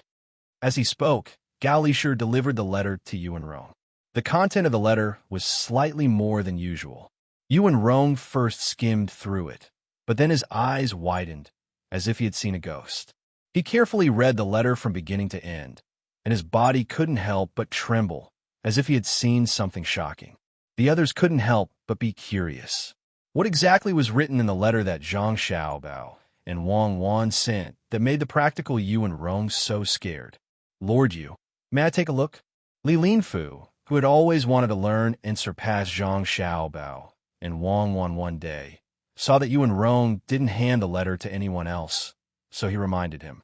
Yuan Rong blankly handed the letter to Li Linfu. He stared blankly at the letter. Those who knew him knew that this was his expression when he encountered something special. Li Linfu took the letter and carefully read it word by word. After reading it, he also shivered and sucked in a breath of cold air. He handed the letter to another person and said to Li Longji, Your Majesty, this subject understands today what it means to be so intelligent that it's almost like a demon. This subject is inferior. Li Longji's head moved up and down slightly, indicating that he agreed with Li Linfu's words. In his heart, he thought, Do I need you to say this? Otherwise, how could I have been fooled? Who would have thought that something would happen to Jinchuan, and that the two of them could be used to deal with the people of northern Hebei province? The letter was passed around one by one. Everyone who read the letter had an unusual expression. They were frightened, but at the same time, they felt sorry for the people from the Marshall Manor. Those people didn't pay the rent tax, and some people didn't even pay the tribute. Look at what happened now. His Majesty sent 2 children to see whether they would pay the rent tax or not in the future. Those who looked down on the children might pay enough, even to the extent that it was unbearable. Zhang Jiuling read the letter and said as if he was talking to himself. At first, he thought that it was just 2 children who were easy to deal with. Later, he understood that His Majesty sent the 2 most powerful people in our province. Alas, it's time, luck, and fate. His voice was not loud, but in the quiet environment, others, including Li Longji, heard it clearly. No one refuted Zhang Jiuling's words. As he said, Zhang Xiaobao and Wang Wan could be said to be the 2 most powerful people in the Tang Empire. They should be deeply honored to be sent to Jili Province to suppress the martial manner in northern Hebei Province. Li Longji had the feeling of being praised for his ability to judge people and was in a very good mood. If it weren't for Xiaobao and Cuckoo, he would have to marry a princess. Although it was a princess in name, it was still uncomfortable. Only when there was no other way could he use women in exchange for a period of stability. Who would know that every woman I marry is a disgrace? Li Longji thought to himself. Zhang Shuo also finished reading the letter. He thought about it and said, Your Majesty, if something really happened to Jin Chuan, Zhang Xiaobao and Wang Wan will lead the troops to battle. If the people of the martial manor don't cooperate and they take action, will the capital send troops to help? What do you think, Minister Zhang? Li Longji did not answer, but asked in return.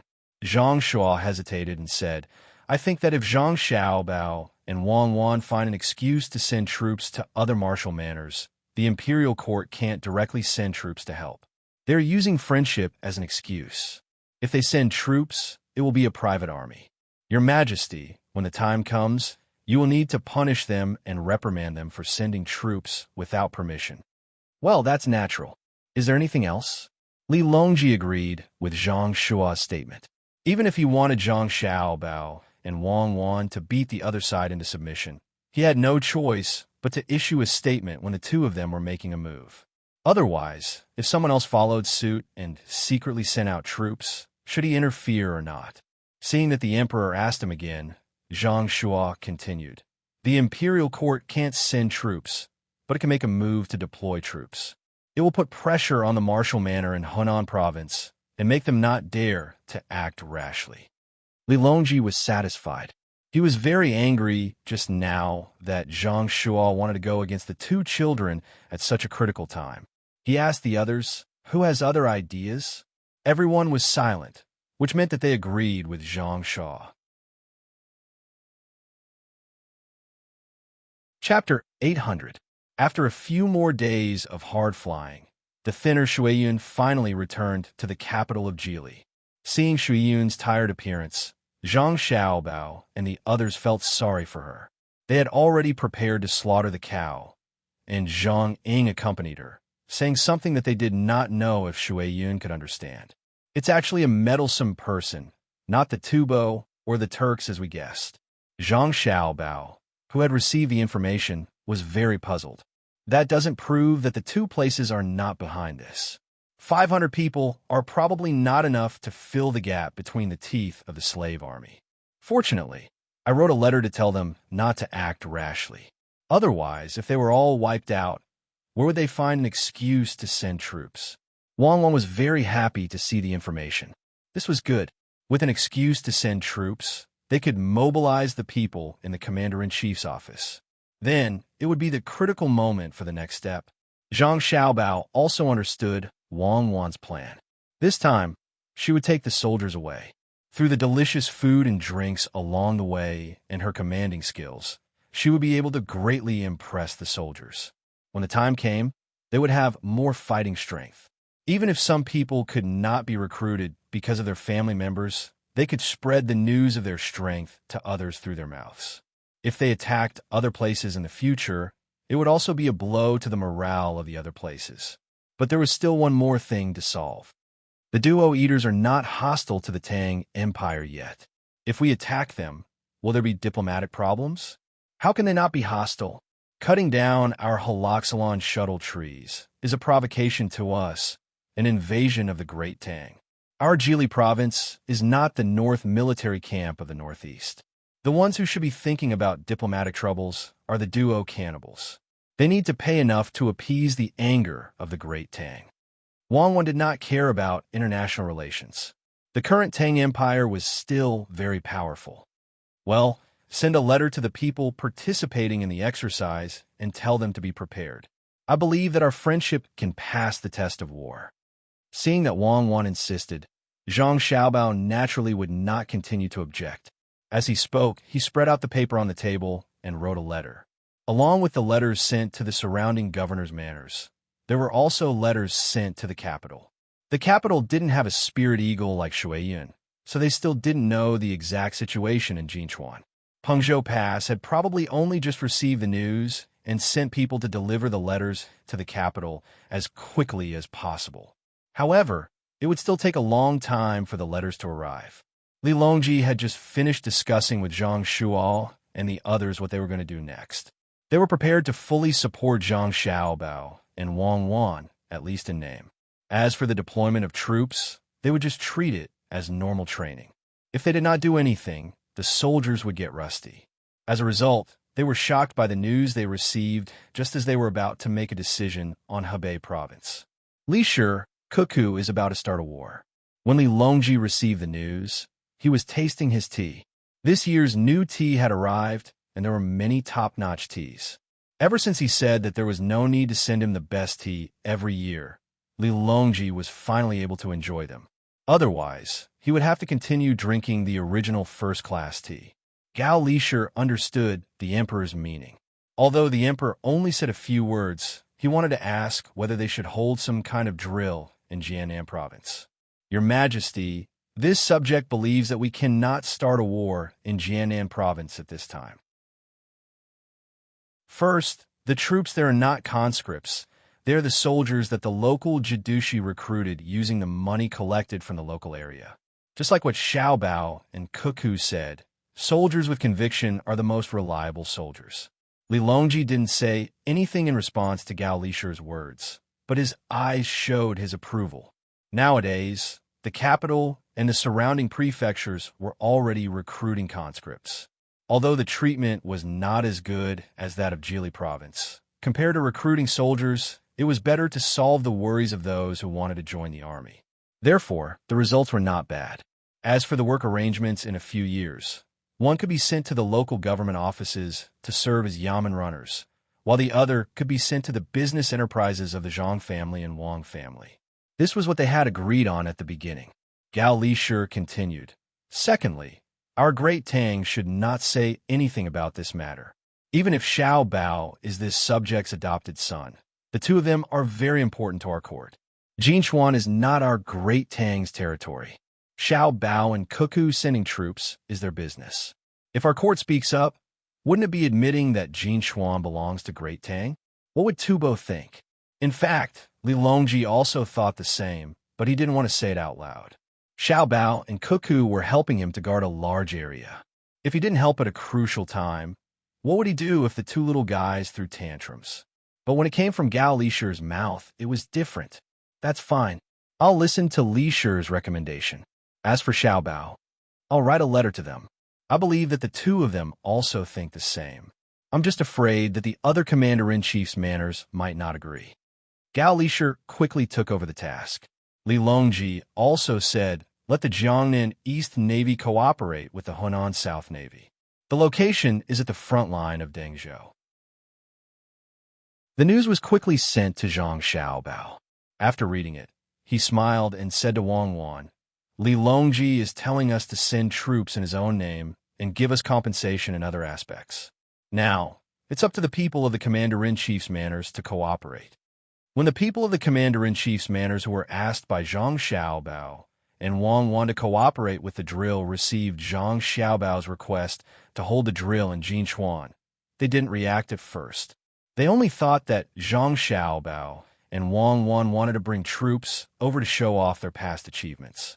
Considering that all the supplies along the way would be provided by Jili province and they didn't have to pay for it, and that they could help train the troops on the long journey, they agreed. But when the troops were out and on the road, The people in the capital who had accepted their bribes finally sent the latest news. What? There's news about Jin Chuan? No, it must be that Zhang Xiaobao and Wang Wan's place is in danger. They wanted to help them fight, but when he received the news, he immediately understood. He rolled his eyes and wanted to refuse to participate. The advisor beside him advised, "We have to send troops. If we don't, the first place the two of them will attack is our Song Mo Commander-in-Chief's office. Besides, there probably isn't a big battle to fight over there. Otherwise, how could the two of them have the time to mobilize troops here?"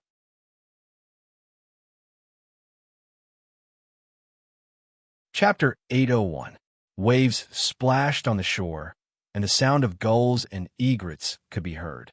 With Jili province as the leader and other provinces as support, they came to the seaside and boarded the boat prepared by Zhang Xiaobao and Wang Wan. They looked at the place where the water met the sky and moved north against the current. However, at this moment, Tu was also standing on the deck of a ship. His face did not reveal the excited expression of the other soldiers. In fact, he really wanted to stay in the Song Mo Commander-in-Chief's office and take advantage of the fact that Zhang Xiaobao and Wang Wan were not here to stir up trouble. But he didn't dare to do so. It had nothing to do with Zhang Xiaobao and Wang Wan. It was mainly because of the Tang Empire's imperial court. To be precise, it was Li Longji's plan. He mobilized 60,000 soldiers from Hunan province to hold a drill in Dengzhou. At the same time, he also took out 6,000 Navy soldiers from Jiangnan province. If one were to travel by land from Jili to Dengzhou, it would take about a month to travel on horseback. But if one were to travel by water, it would only take a few days. Who would dare to make trouble for Jili? Perhaps the strong army of the Great Tang would arrive before the soldiers were ready. Li Longji is a stupid emperor. He will regret it one day if he doesn't take the opportunity to weaken Zhang Xiaobao and Wang family. Tu rubbed his face that was a little numb from the salty sea breeze and said confidently, Zhang Xiaobao didn't care what Tu thought. He didn't have the time. He was busy with the logistics plan. He had to let the soldiers understand the strength of Zhang Xiaobao and Wang family. Wang Wan, on the other hand, was playing with Pan and the two little ones. Xiao Bei and the others had left with them. Naturally, they couldn't leave the two little darlings in Jili province, even if there were still 5,000 soldiers guarding the province. Of course, they couldn't send the two little guys back to the capital. When they reached Luoyang, they would let their parents take care of them. As for Xiao Bei and the others, it was better to follow them all the way to Jinchuan. They could let the 100 little guards see what a real war was like. No matter how good the training was, it was different from actual combat. Xiao Bei, who was used to following his family around, pulled Xiao Yuan to stand by the side of the boat. He stretched out 2 fingers and then 3. He asked, "Do you know what this is called?" 2 and 3. Xiao Yuan tried his best to stay as far away from Xiao Bei as possible and said softly, "Wrong. It's 23% of my strength," Xiao Bei said proudly. Xiao Yuan pursed his lips. He understood what Xiao Bei was trying to convey. Wasn't it just 23 bodyguards? Was there a need to repeat it every day? You're not convinced, are you? Then when we reach Jinchuan, let's compete and see whose guards kill more enemies. Xiao Bei, who wanted to be a general, issued a challenge to Xiao Yuan. Little Yuan shook his head vigorously. A gentleman doesn't stand on a collapsing wall. It's better for me to hide behind. You win. TSK, only children would hide behind. You're just a child. You're the kid, I'm not. Xiao Yuan finally didn't care whether he was a gentleman or not. It was a great insult to be called a kid. That's right. How did Big Brother teach her? Are you ready? Be ready at all times. We are the Strong Children's Protection Group, the future masters. Xiao Bei waved her little fists and sang in a crisp voice. She was now a member of a team. Xiao Yuan also hummed a few words. But after thinking about it, he was still worried. Can we really do it? Of course. Why don't you lend your 11 people to me first? Cooperation is the foundation of victory. The minority obeys the majority. I have more people, so your people have to obey me. Xiao Bei's purpose was finally exposed. After saying this, he suddenly rubbed his stomach. "Aya, let's eat. Let's go. Don't waste time." After eating, we still have to listen to the story. The matter we talked about just now is settled. What matter? Xiao Yuan didn't want to give up the military power, so he pretended not to know. Lend the soldiers. It's an adult matter. Let's go, or we won't be able to hear the story. Xiao Bei hurriedly pulled Xiao Yuan and ran into the cabin. Even children knew how to control the military power, so it was impossible for adults not to know. The generals who followed Zhang Xiaobao and Wang Wan out of the various prefectures were repeatedly told before they left that they could slightly cooperate with Zhang Xiaobao and Wang Wan, but they definitely couldn't let the two of them obtain the military power. From the moment they sat on the ship, each of the generals appeared to be very nervous. The fear of water and the unfamiliarity of Jin Chuan made the hearts of the soldiers who were far away from home fluctuate. If that was the case, they and the other generals wouldn't have to worry. But when they didn't have any good ideas, Zhang Xiaobao and Wang Wan actually sent many people to contact the soldiers here. They talked about the scenery along the way, talked about the various places they would pass by, and talked about the famous people who had appeared in the past and present. They introduced the situation at Jinchuan and talked about the measures to deal with seasickness. They had never seen such an army. Other than going to war, they still had to talk to the soldiers. Pressure, a lot of pressure. They didn't know if they could continue to control the soldiers when the time came. The gathered generals considered this and kept glancing at each other, but they didn't have any ideas. If they were asked to do the same thing, they admitted that they couldn't do it. During the meal, one of the generals finally couldn't hold back the worry in his heart and whispered to another person beside him, "General Imo Na, did you suddenly ask us to gather at the cabin tonight? Should we go or not?" The person who was called Imo Na couldn't make a decision at the moment. Now that they had left their hometown and no one was around, they had to be careful. He replied, "Let's talk about it later. I'm just worried that we don't have to worry about food and water here. Will the soldiers not have enough to eat? This time, there are a total of more than 40,000 people here. It's difficult to make good supplies." The person who asked the question also nodded. "That's right. There are 5,000 guards in Jili province. 3,000 went to the north. I don't know what they did, but 1,000 disappeared for no reason. Only 1,000 are with the troops. I don't know how big the battle at Jinchuan is. I heard that the flames of war have been going on for a few days. Maybe they have already started the battle. They deliberately didn't light 3 flames to deceive us. When the battle really starts, I hope you can help." His guess was right. The battle had indeed started. Logically speaking, there should be 3 flames of war. However, whether it was Han Xianfeng, Zhang Xiaobao, or Wang Wan, they didn't want to do that. 2 flames could be a reminder, but 3 flames would make the people in the imperial court who didn't know the specific reason uneasy. Of course. Emona was also nervous.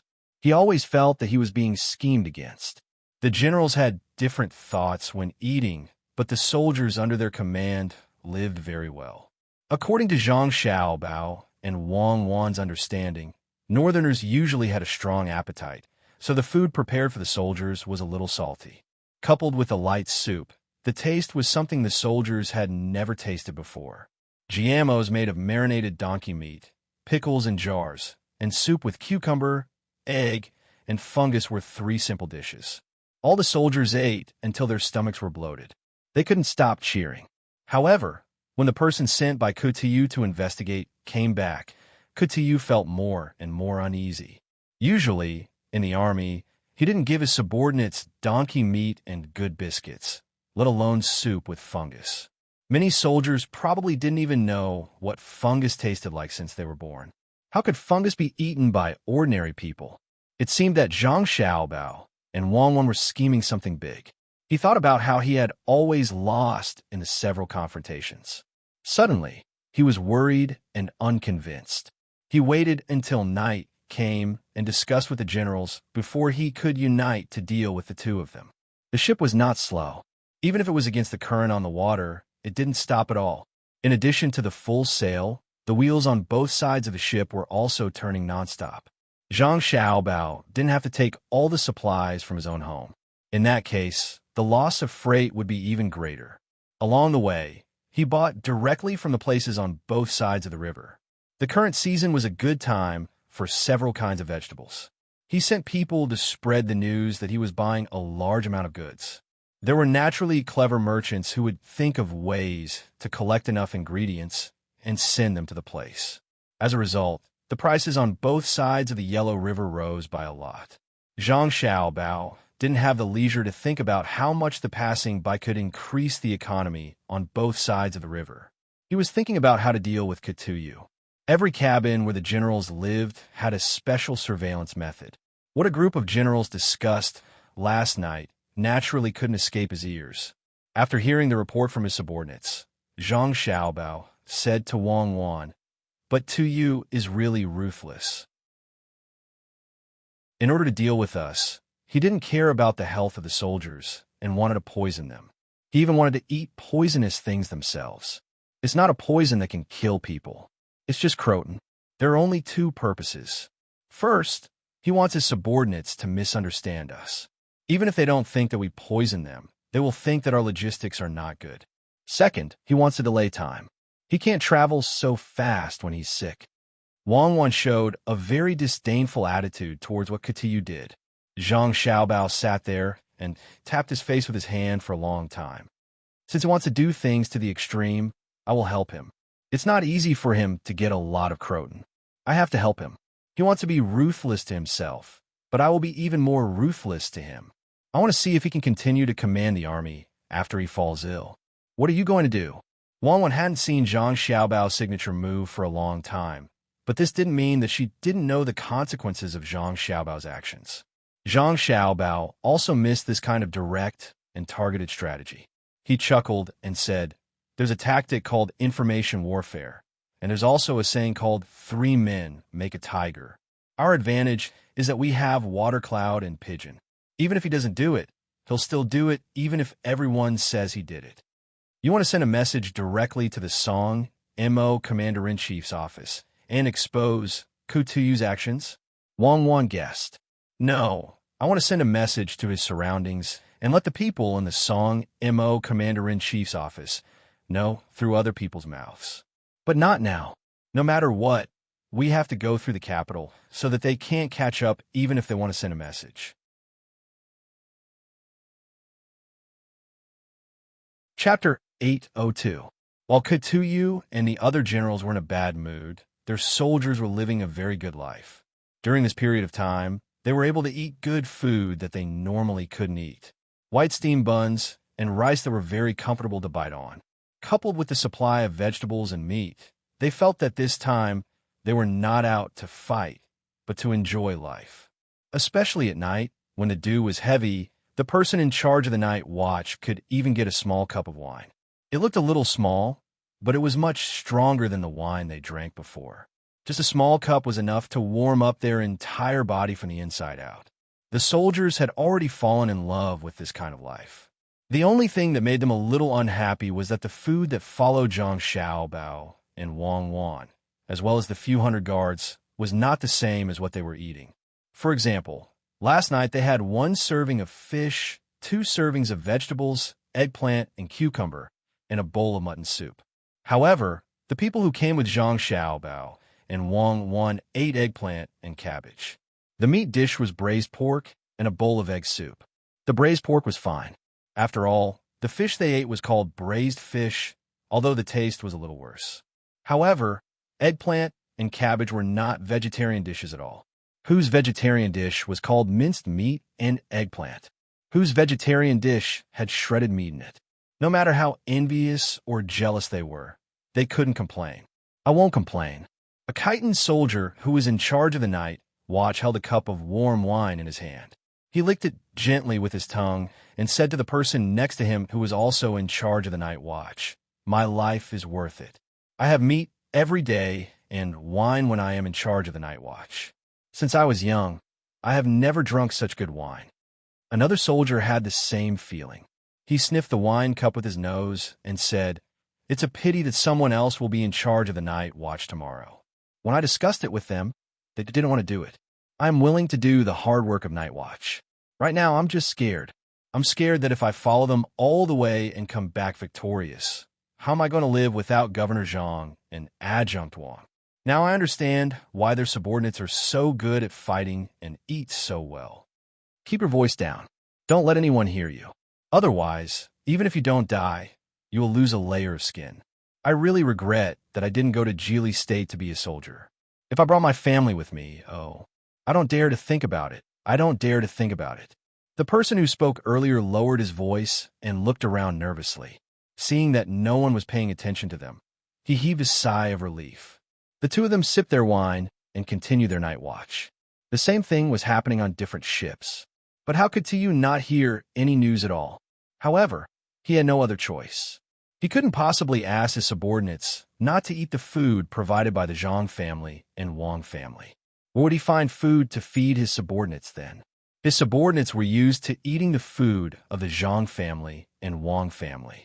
When they returned to the martial manor in the future, would they have to follow the food of the Zhang family and Wang family?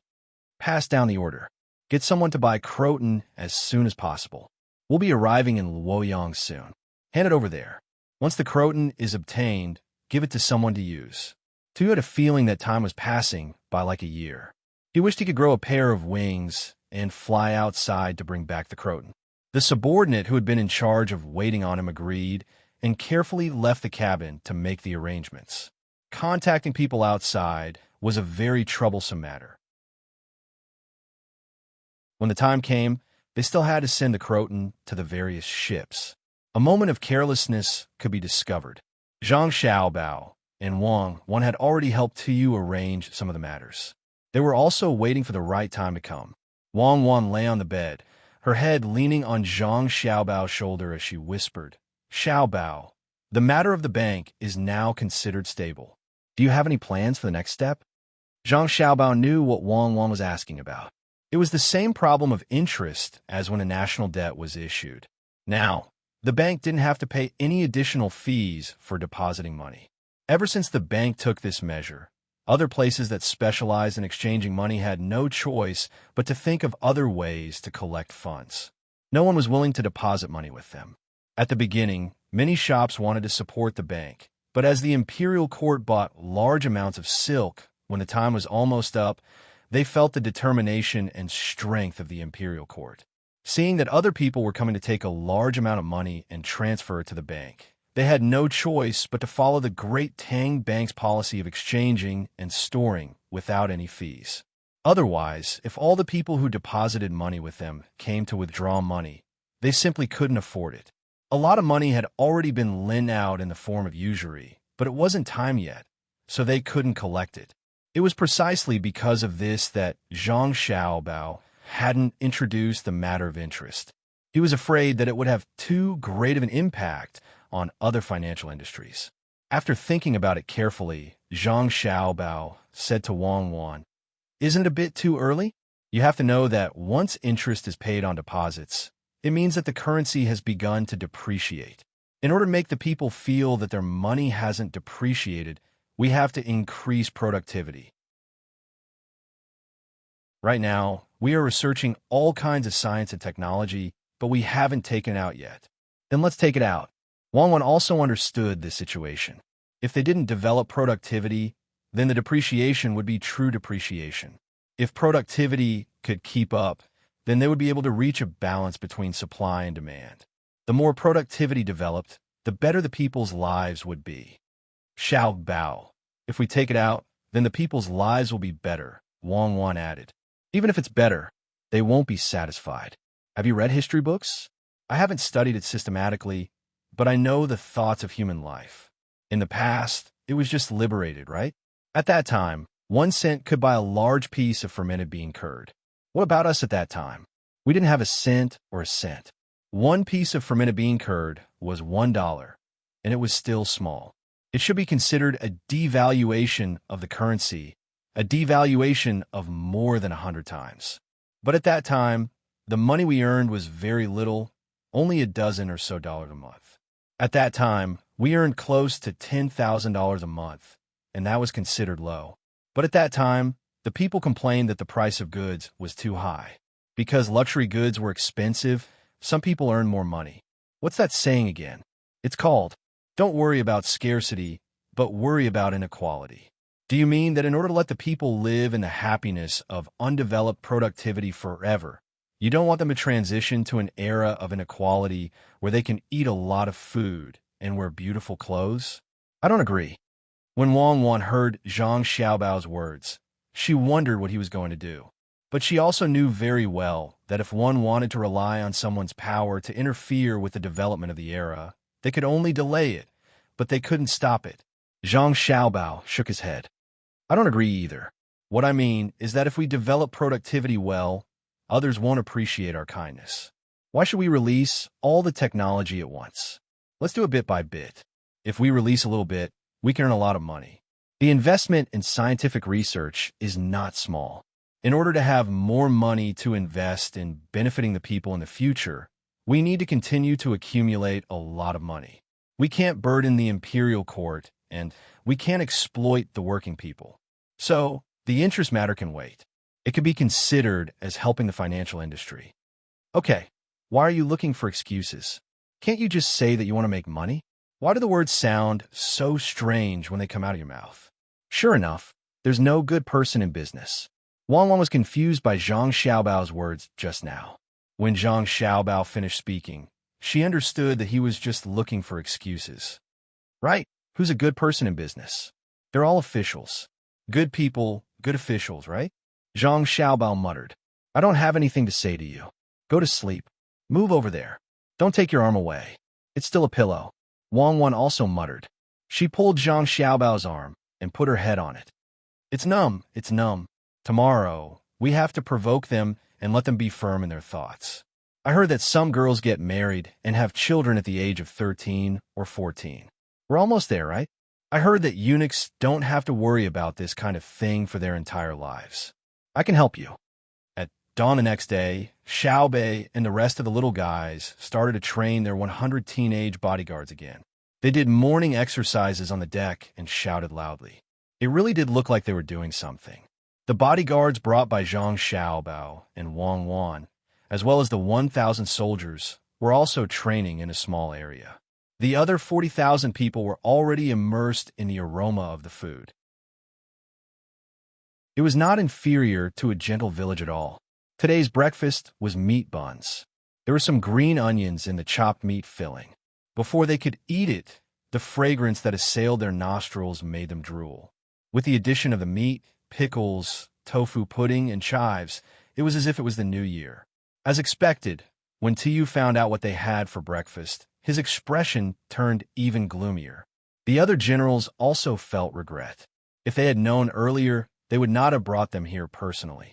This was their own army. If they wanted to win over the hearts of the people when they returned, they would probably have to spend a lot of money. A small portion of the people were depressed, while a large portion of the people were happy. When the fleet arrived at Luoyang, the small portion of the people were also happy. They were all waiting to get Croton from Luoyang. In Luoyang, the fleet had to stop for a day to rest and reorganize. The main reason was that Empress Wang's 2 children had to be sent to Zhang Xiaobao and Wang Wan's home. They could not bring 2 babies to war. Seeing that Pan was about to be sent away, Xiao Bei reluctantly reached out his hand to touch Pan face. He lowered his head and kissed her. Good baby, don't be anxious. It won't be long before Big Sister brings the soldiers back victorious. When that time comes, you'll be a little older. I'll bring you to swim. It's very simple. Pan blinked her eyes and looked at them curiously. In the end, she cried. It was not because of the separation, but because they were not familiar with the people carrying them. Zhang Xiaobao and Wang Wan's mother just happened to have nothing to do, and her children were not by her side. Now that the 2 little guys were sent over, it could be considered as relieving some of the boredom. After spending a day with Xiao Bei and the others, when it was time for the fleet to continue moving, she gave some instructions and left with the 2 children who were still shy. When the crying gradually faded away, the fleet embarked on a new journey. In the cabin, Kutuyu looked at the big bags of croton seeds and was very nervous.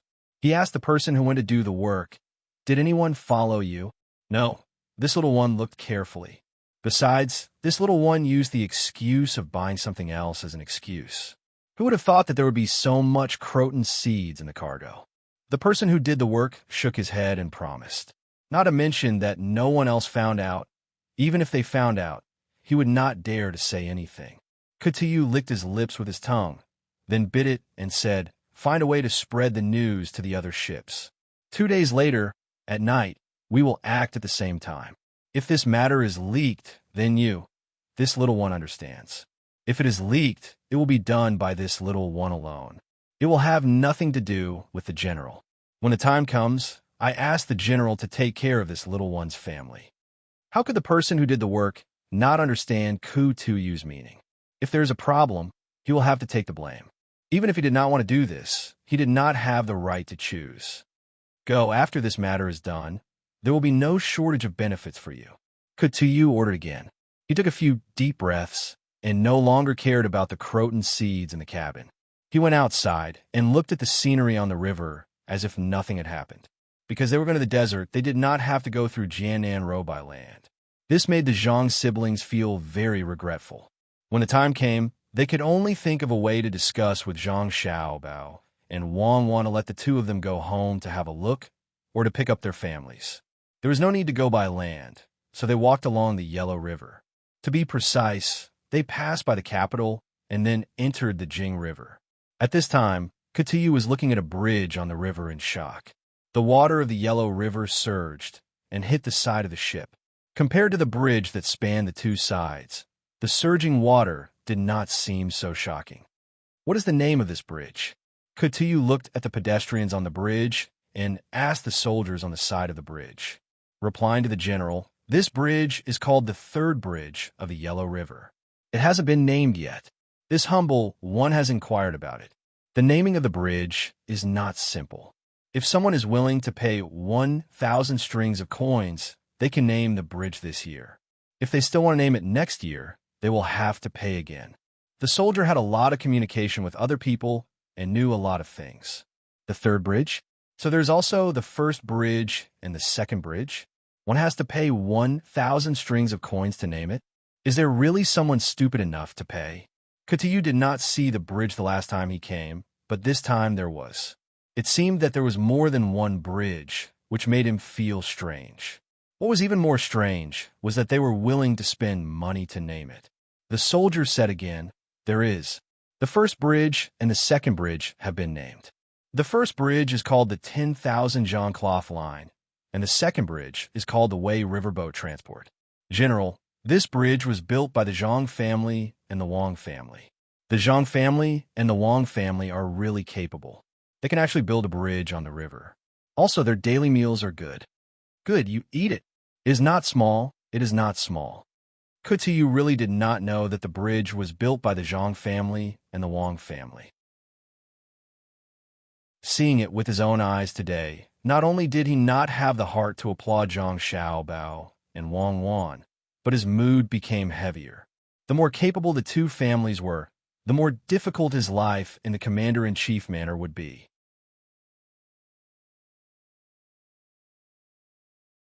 Chapter 803. At the place where the sun was about to set, a red glow reflected on the horizon, and even the murmuring river had a trace of gorgeous color. Light smoke rose from hundreds of ships at the same time, and the sound of cooking could not stop. The soldiers who had been used to eating on the ships could not help but secretly swallow a few mouthfuls of saliva. Seeing was believing. Except for the 1,000 soldiers from Jili province and the guards who followed Zhang Xiaobao and Wang Rong, the other soldiers had a more direct understanding of the capabilities of the two families of Zhang Xiaobao and Wang Rong. Although it was said to be military camp food, after tasting it, they found that it tasted more delicious than the food made by some good restaurants in their own provinces. The cooks who followed the army were not ordinary either. It would be good if they could continue to follow the army when they arrived at the place. They were afraid of war, so they could only bring fried noodles and cook by themselves. Usually, people were not allowed to enter the kitchen. It was clean inside, and there was no need to worry that people would find rats and cockroaches. It was the same today. Some soldiers liked to wander around when they were bored. The most frequent place was naturally the kitchen. If the master chef was happy, maybe they could steal some food. 3 dishes were fried, 2 vegetables, and 1 meat. There was also a big pot of soup. The main dish today was pancakes, which were hot noodles. They were very thin and also very big. Seeing that the dishes were all shredded, one knew that they should eat pancakes for dinner tonight. Master Bai, are you busy? A soldier strolled to the door of the kitchen, put 1 foot in, raised his neck, and looked at the busy person over there, and asked casually, Not busy, not busy. Here, try this. The chef who was working inside had finished cooking. What he needed to do was to boil the soup. The dishes were first taken outside, and when the soup was ready, dinner would be served. While preparing the ingredients for the soup, Master Bai put a prawn in front of the soldier's mouth. The soldier quickly opened his mouth and chewed vigorously. He stuck out his thumb and praised, Delicious! Master Bai's prawns are delicious. There's still soup left. Tonight, we're going to have a good time again. Master Bai, I really don't want to eat your dishes. What if I can't eat them in the future? You can't stop your mouth from eating. Soon, the soup will be ready in a while. You can carry it over after flipping the flour. Master Bai chuckled. Even though he knew that the words of others were not true, he was still happy. Who wouldn't be happy when praised? They said that the soup was ready, so they filled a few large buckets and let the soldiers on the ship carry them out. The soldiers who carried the buckets were a little unfamiliar to the chefs in the kitchen. In the past, it was always a fixed soldier who carried the buckets, but today it was changed. After asking, they said that they would continue to change in the future. They couldn't always let a certain group of people do more work. Learning from Zhang Xiaobao and Wang Wan, when they were leading the army, in the spirit of sharing weal and woe with the soldiers, the generals of the 40,000 soldiers also ate the same food and were not picky about their food. Actually, there was no excuse to be picky about the food. Was there a need to be picky about the food prepared by the chefs of the Zhang family and Wang family? The food of the generals was the first to be delivered. However, when they suddenly saw the bowl of soup in front of them, they took 2 deep breaths and gritted their teeth. When they broke the bowl, they immediately gulped it down into their stomachs. They didn't touch anything else, otherwise, it would be more troublesome later. Just as the generals tacitly drank the bowl of soup and didn't eat anything else, the chefs on each ship suddenly started to eat again. Master Bai, who had just fed the soldiers prawns, instructed his little disciple beside him, Go and tell the generals not to drink the soup. There was a mistake. Today, they should be drinking seafood soup. The ingredients of the soup, just now, were mixed up. Go quickly. The little disciple didn't know what was going on behind his back. He hurriedly ran out and shouted at the generals who were preparing to eat. When some of the generals heard that there was a better seafood soup, they immediately stopped what they were doing and waited happily. They rolled up the pancakes one by one and prepared to eat them later. Only a small portion of the generals' expressions changed. It was a very small portion, so small that they were only in charge of carrying the food. What soup is different? Even the swill poured by the chefs of the Zhang family and Wang family is better than the signature dishes of ordinary small restaurants. There's no need to spend so much money. Everyone drink. We'll drink this. A person in charge of carrying the food picked up a spoon and began to ladle soup into the bowls of others. The person in charge of delivering the news was anxious. You can't drink it. The master said that the ingredients were mixed up. If you drink it and get sick, he won't care. The people who were prepared to drink the soup boldly began to hesitate. At this time, the person in charge of delivering the news said, The soup will be ready soon. Wait a moment. There are a lot of prawns in the soup. If you drink the soup now and drink the other soup later, you won't get sick. After the person in charge of delivering the news, everyone stopped what they were doing. Even the people carrying the food didn't continue to insist. They looked at the soup in front of them, sighed, and began to roll up the pancakes like the others. The news quickly reached Ku Tuyu's ears. When he heard that the soup was changed, he didn't feel anything. When the person in charge of handling the matter came to him and told him about his plan, Ku Tuyu finally understood. It's bad. Did someone find out? Why didn't you put it in the dish? Ku Tuyu asked the person in charge of handling the matter. General, I didn't see anyone else. If someone found out, wouldn't they expose it? I also want to put it in the dish, but it's too obvious to put it in the dish. If it's not evenly mixed, it can be found at a glance. If you eat it again, the taste will be different. It's only safe to put it in the soup. The person in charge of handling the matter immediately explained that the croton powder was not colorless and tasteless. Did you drink it? Kutiyu asked again. Yes. If I don't drink it, won't I be suspected? I drank a lot. General, did you drink it too? After the person in charge of handling the matter asked, his expression changed.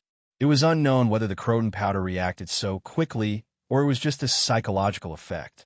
Anyway, after he finished speaking, he covered his stomach with his hand and said with a bitter face, General, I'll go out first. Let's go together.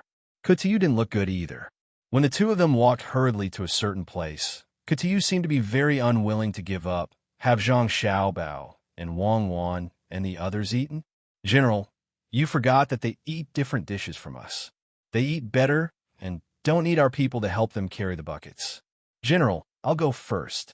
The person in charge of handling the matter gritted his teeth and finally sped up, regardless of the identity of the general.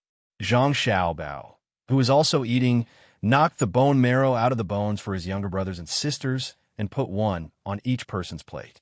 Seeing his younger brothers and sisters eat happily, he said with a smile, Eat well. If you eat well, you won't get sick easily. Then what if you don't eat well? Will you get sick? Xiaobei, who liked to eat bone marrow the most, looked at the few remaining bones in the plate in front of her brother and then looked at the biggest bone marrow in her plate.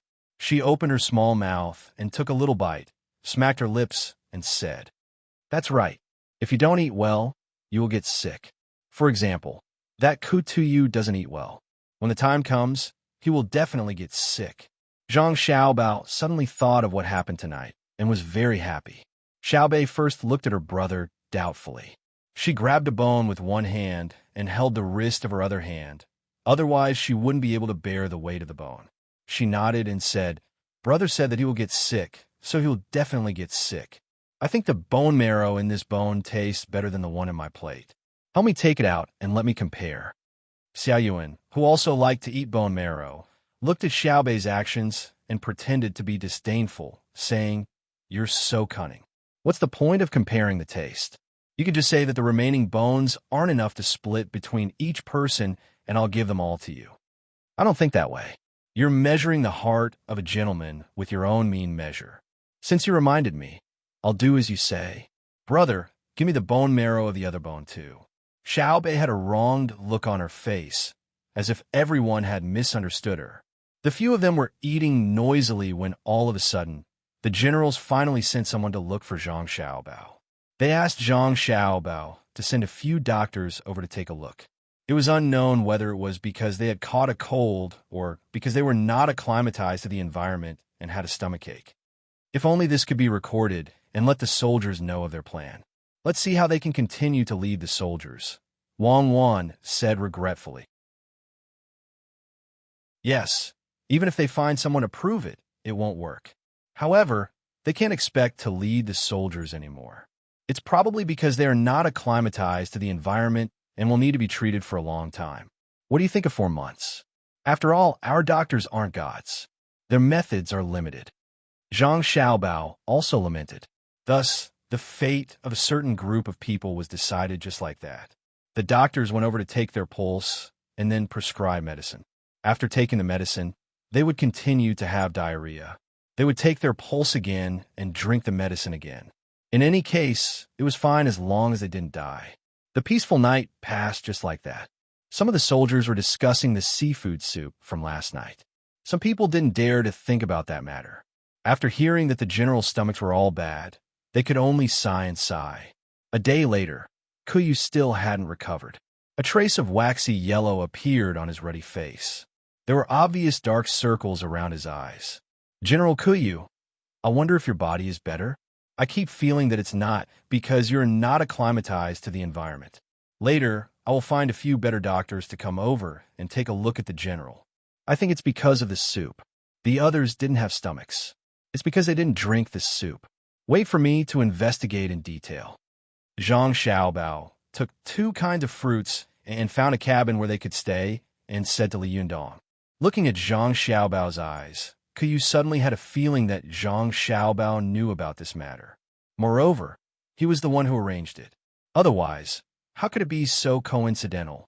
He usually didn't change the soup, but changed it yesterday, and it was changed at such a good time. He had drunk it before. There was definitely no mistake with the soup. The taste was not bad.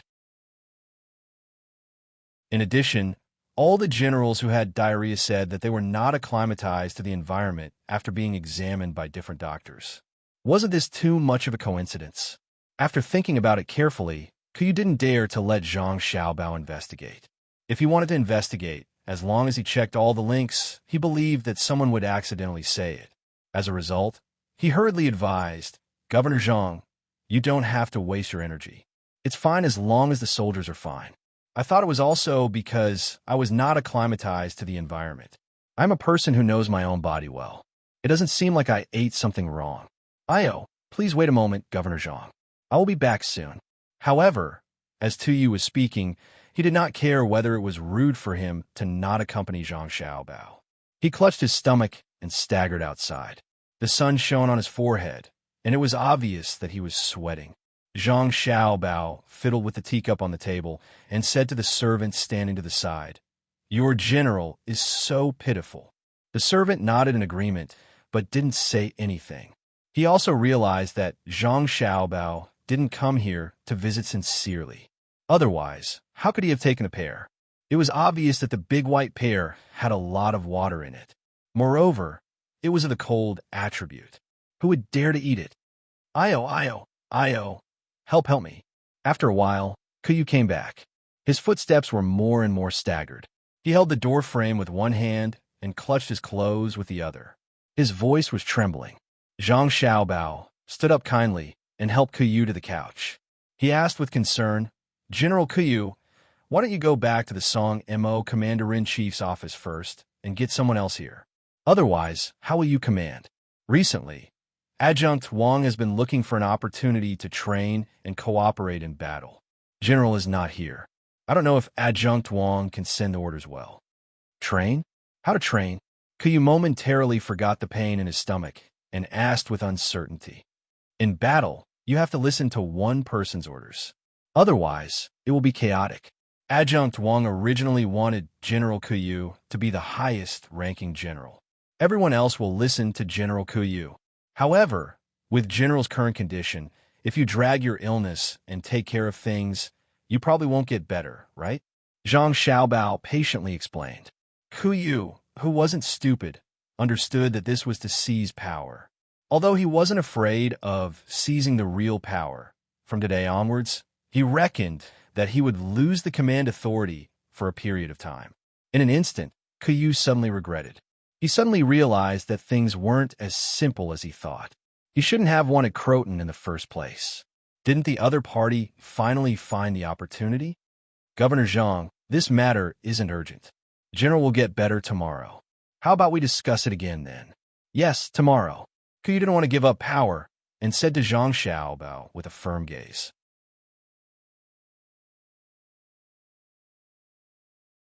Chapter 804. The water was still flowing, and the mountains were still beautiful. The fleet was still on its way to the desert. There were no changes to the food. In the morning, there were steamed buns or steamed buns. In the evening, there were 2 vegetarian dishes and 1 meat dish. The night watch had an extra cup of strong wine. The difference was that when they passed by the Jing River, there were many women who came on board. The local brothel offered a lot of money, and they only needed to stay for 3 days. When the time came, they would send someone to send them back. As a result, there were more singing and dancing on the ship, as well as the smiles of the soldiers. When the women came, they were told that they were there to encourage the soldiers who were about to go to the border to kill. There was money to be made, and they felt that the people they needed to serve might stain the battlefield with blood. These brothel women did their best, and they did not forget to accompany the soldiers and encourage them to kill more enemies. "Sir, don't be anxious. Let this concubine dance for you again. Tonight, this concubine is yours." The voices in the cabin made the expression of Wang Wan, who was standing outside and admiring the night scene with Zhang Xiaobao, very ugly. "Zhang Xiaobao, what are you doing? You're actually finding women for them. Do you need to get some drugs? Listen to the voices coming out now. Do women have no place in your heart?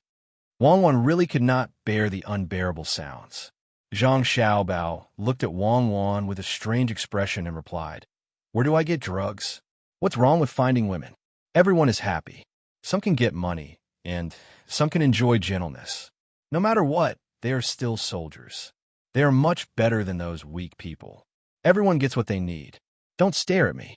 When did I say that women have no place? Why don't we go back to the cabin and not listen or go take a look?" But suddenly, he is a good person.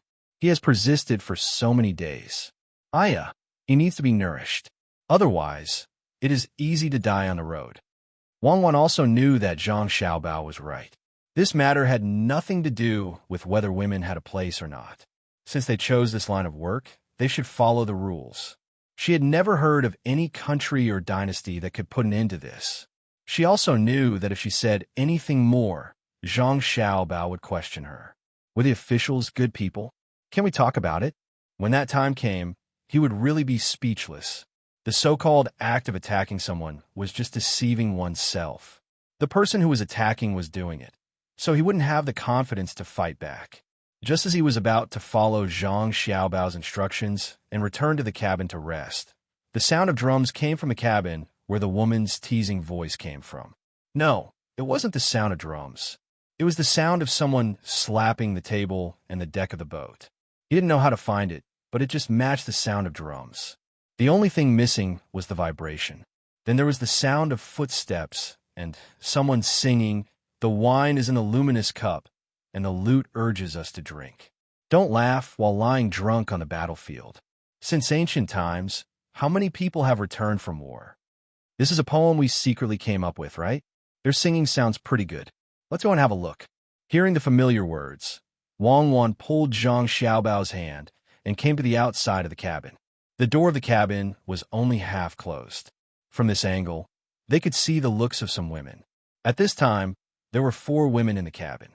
2 were slapping the table and the deck of the boat. 1 was holding a hujia and preparing to play it, and the other was dancing and singing. No matter how one looked at the dance, one couldn't see any gentleness in it. It gave people the feeling that it was a man dancing, especially when the woman was dancing. Her eyes revealed a kind of coldness and biting coldness. This was the first time Wang Wan saw a woman in a brothel. Originally, her impression of such a woman was that kind of woman who accompanied people to drink, accompanied them in their father's arms, and then spread her legs on the bed. Who would have thought that the woman dancing didn't give people the feeling that she was frivolous at all? The dancing woman was turning her body when she suddenly saw a big boy and a big girl outside. She was a little embarrassed and immediately made a mistake in her movements. "Let's go, don't look. It's not good to disturb people." Zhang Xiaobao pulled Wang Wan and left. "This woman doesn't feel like someone from a brothel." Wang Wan whispered, "This is a real brothel woman. Not only does she have to be beautiful, but she also has to know how to play the zither, go, calligraphy, and painting. If it was in our time, any one of them would be a talented woman. It's just that our people back then were not good enough and disgraced this reputation. Back then, those who had 1 or 2 points of the current brothel women's level were already celebrities." Zhang Xiaobao explained to Wang Wan, "Why are you always mocking people?" Wang Wan curled her lips. "Can't I tell the truth?" "Of course not. Some things can be done, but can't be said." "Well, let's go see what can be done but can't be said. I don't know if he is willing to hand over the military power now. If he is still stubbornly holding on, I've already prepared the best wood and linen clothes for him. The song is singing, the dance is dancing, the night is long without knowing, the joy will be found at dawn. General, accompany me to drink this cup of wine. I wish you victory at the start." A woman sang and danced. When she came near Kutu, she held a cup of wine in her hand. She wanted to lean on him, but hesitated, stopped, and spoke softly. Suddenly, without her leaning, he leaned against the wall of the boat. He looked at the beautiful woman beside him, then looked at the wine in his cup. He shook his head helplessly and said weakly, "This general appreciates the young lady's good intentions. This general appreciates the young lady's good intentions. Young lady, please rest early. General, that won't do. The person who found me said that I must satisfy you. At the very least, I want you to enjoy yourself. The woman shook her head vigorously. Her gaze was firm. I've enjoyed myself to my heart's content. Oh, go and tell the person who brought the girl here that I've been tired these days and will have to rely on Adjunct Wang for many matters in the army. Ask Governor Zhang to have a talk with General Wang about military power. Ketu, whose eyes were deeply sunken, used all his strength to move to the corner. He was afraid that the woman beside him would stick to him. The woman was easy to talk to. She drank the wine herself, got up and walked out while saying to Ketu, "Then this concubine will take her leave for now. If the general misses this concubine, send someone to find this concubine, and I will come immediately." Okay, sure. Ketu seemed to have used all his strength to say this sentence. Watching the woman leave, he sighed helplessly. He knocked his head on the deck of the ship, rolled his eyes, and opened his mouth to gasp for breath. Ketu finally decided to hand over the military power. It turned out that he had drugged himself. After eating it, he had a stomachache. Later, a doctor came. From then on, he didn't feel well. A few days later, his diarrhea was cured. He had red spots all over his body. When he didn't sleep, he was always in a daze. When he slept, he couldn't fall asleep. When he got rid of the red spots, he couldn't eat them. He was so suffocated that he wished he could die. He was cured again. This time, he had another stomachache. If he couldn't figure out what was going on after a few more times, he would really be a fool. Military power, it was all because of military power. He heard that the generals of other prefectures had already handed over their military power. Now they were living comfortably. If he insisted on not handing it over, he could easily die on the way. Zhang Xiaobao, I finally know you. Don't let me get better. Otherwise, I won't let it end. Aya, it's so uncomfortable. Aya, someone give me some wine. After lying down for a while, Ketu fell hungry. He sullenly shouted, but only the guard standing guard at the door could hear him. General, you can't drink anymore. If you always rely on wine, you'll be finished. The person at the door advised with concern. Today is the last time. As long as I eat, I will vomit. I will be fine tomorrow. Once I hand over my military power, this general will quickly get better. Ketu licked his dry lips and still wanted to drink. General, why don't I take your order and gather the brothers to threaten Zhang Xiaobao? The guard suggested. Then I will die even faster. At that time, Zhang Xiaobao will lock up his doctors and say that their methods are not good enough. When they return, they will be punished. Then, he will ask me to find a doctor myself. Tell me, which doctor will dare to treat me? Won't he directly poison me to death? Go, give me the wine. Go to the door and welcome Governor Zhang. He should be here soon. Ketu's heart was like a mirror. If it were him, he would do the same. Zhang Xiaobao and Wang Wan, who originally wanted to come and visit Ketu, suddenly received the news. They looked at each other and laughed at the same time. Xiaobao, are you satisfied now? You almost tormented him to death. Wang Wan felt carefree. She hugged Zhang Xiaobao's arm and laughed. Don't talk nonsense. I am sparing no effort to help General Ketu get better. When did I torment him? He is also a person.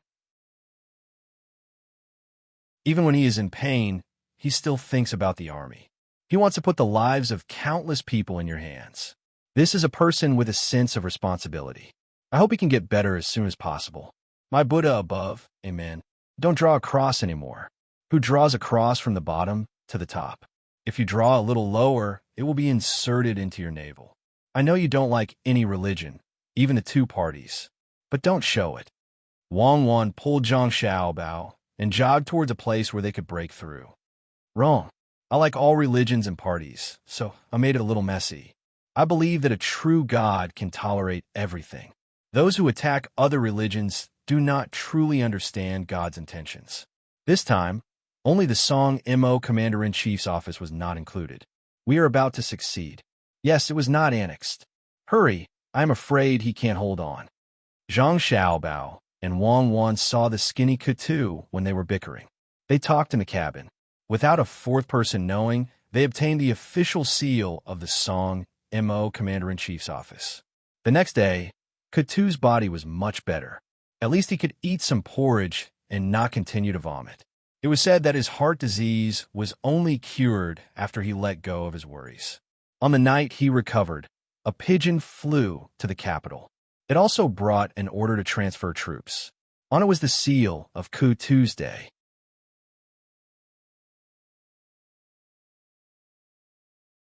Chapter 805.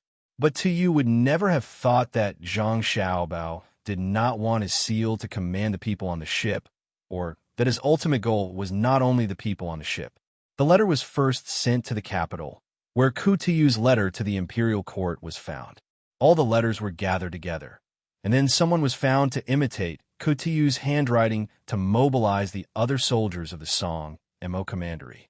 As for the generals sent by the other commander-in-chief's manners, those who had a say in the matter would also send fake letters back to mobilize their troops. These troops would be dispersed and sent to various parts of the Great Tang. Li Sun of Shuzhou was assigned 10,000 soldiers from the Song Mo Commander-in-Chief's manor and 5,000 soldiers from the Bohai Commander-in-Chief's manor. He, on the other hand, sent 20,000 soldiers from Shuzhou. A series of methods such as bribery, suppression, roping, and assassination were used. It could be said that there was no big chaos, but there was constant small chaos. It wasn't that there weren't any capable people in the various martial manors, but even if they could tell, they didn't have the strength. This time, the generals that were sent to Zhang Xiaobao and Wang Wan were all good at fighting. Their purpose was to learn from Wang Wan's abilities, and at the same time, to act as a strong presence to deter Wang Wan and Zhang Xiaobao from acting rashly. There are not many people in each commandery. In the beginning, 160,000 people were sent from Jili province, and 40,000 real soldiers were sent away. When they saw the transfer order and the soldiers from other commanderies came, they wanted to object, but they did not have enough strength. Those who strongly objected either suddenly died of illness or accidentally hit their heads on wood or tiles that fell from high places when they were walking. Some people suddenly became rich, and the things they used were the same as the Tang Empire's ministers. These people were inclined to let the Tang Empire and the Tang Empire's military force exchange. In the name of sending soldiers into the Tang Empire, they could know the Tang people's livelihood and lead the Tang soldiers into the Tang Empire, so they could know the Tang army's military force. He had seen their battle prowess, but he was not clear about their specific battle prowess. However, the weapons and armor they used were not just a little bit better than those of the martial manor. This was especially true for the soldiers from Shuzhou. Their discipline was so strict that they could be ordered around like an arm. Li Sun actually personally came to the martial manor of Song Mo to take charge. The rest of the people didn't object to the recall of the soldiers, but they didn't agree either. Some said that they were sick and went home to rest. Some felt like they were in a dream all day long. They seemed helpless, but they also seemed to be waiting for the day when the elite soldiers that were sent out returned. None of the generals were aware of these matters, so the news could not be transmitted. Firstly, the fleet was moving too quickly to travel on land, and secondly, the important checkpoints on land were guarded by soldiers. All non-Tang fast horses were stopped, and this was even more so on the rivers. When Kutu's body was completely healed, and the fleet was only a few days' journey from the shore to the desert, and when he regained his military power, the commander-in-chief's mansions in Hebei province were basically settled. Letters were sent back and forth between the capital and Jili prefecture. When the Bohai commander-in-chief manor sent someone to deliver a letter saying that this autumn, the commander-in-chief manor was willing to pay the taxes of the 5 capitals and 62 prefectures, Li Longji felt like he was in a dream. How could this be? Li Longji shook his head vigorously and confirmed the matter in the letter again. He seemed to be talking to himself. Your Majesty, it's already midsummer. Back then, Xiao Bao and Cuckoo promised Your Majesty that the Bohai commander-in-chief manor would pay the taxes this year, Gao Lishur explained. I know they said it, but what I want to know is not what they said, but why is the Bohai commander-in-chief manor willing to pay? Is it because they said it the reason? Could it be that they said that I can fly in the sky tomorrow, and I will also... Oh, I've already flown once. Let's not talk about flying or not. What other methods did they use? They can't be afraid of the Bohai Commander-in-Chief Manor just because I sent 10,000 soldiers to the Bohai Commander-in-Chief Manor. There are hundreds of thousands of people there. If they lose 5,000 soldiers, they will have 10,000 more soldiers. They will still have the strength to fight. Li Longji spoke smoothly, but his eyes were full of confusion.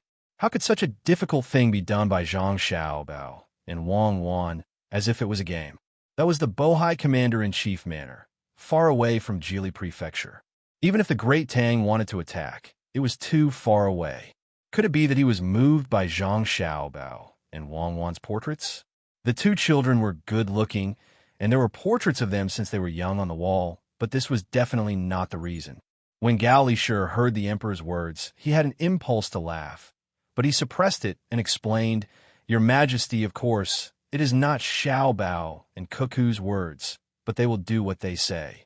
A few days ago, Lu Zhou sent another 20 gunships to the Bohai Bay to fight the pirates. They killed more than 1,100 pirate ships, killed countless pirates, and gave a large amount of silk to the Bohai Commander-in-Chief Manor to help the people who were hurt by the pirates. The Bohai Commander-in-Chief Manor did not only send 5,000 soldiers, but 15,000. The other 10,000 soldiers followed Xiaobao and Cuckoo to protect the desert near Jinchuan. Your Majesty can think of it this way. The Bohai Commander-in-Chief Manor lost 15,000 soldiers.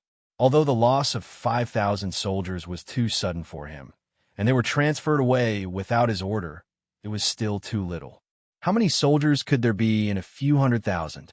Their navy and pirate ships were almost no match for the pirates, so Xiaobao and Cuckoo sent out gunships to help him. I guess the great martial arts commander-in-chief was moved by the selfless help of our heavenly soldiers. Your Majesty, you are very kind. You sent 20 gunships to kill all the navy of the Bohai Commander-in-Chief Manor? No, you wiped out all the pirates? You also gave a lot of silk, which should be collected from the nearby state capital, right? Why didn't I know? Li Longji finally understood. No wonder the great martial arts commander-in-chief, who wanted to fight against the Great Tang, suddenly became easy to talk to. They took the initiative to pay the taxes and no longer wanted to establish normal trade with the Great Tang. It turned out that it was because of His Majesty's kindness. It was just that when His Majesty's kindness shone, he was not aware of it. Gao Lishi knew that the emperor was not happy. The main problem was not whether the emperor knew the situation over there or not, but that the difficult thing became simple in the hands of Xiaobao and Cuckoo. It was a bit of a blow to the emperor. He hurriedly tried to persuade.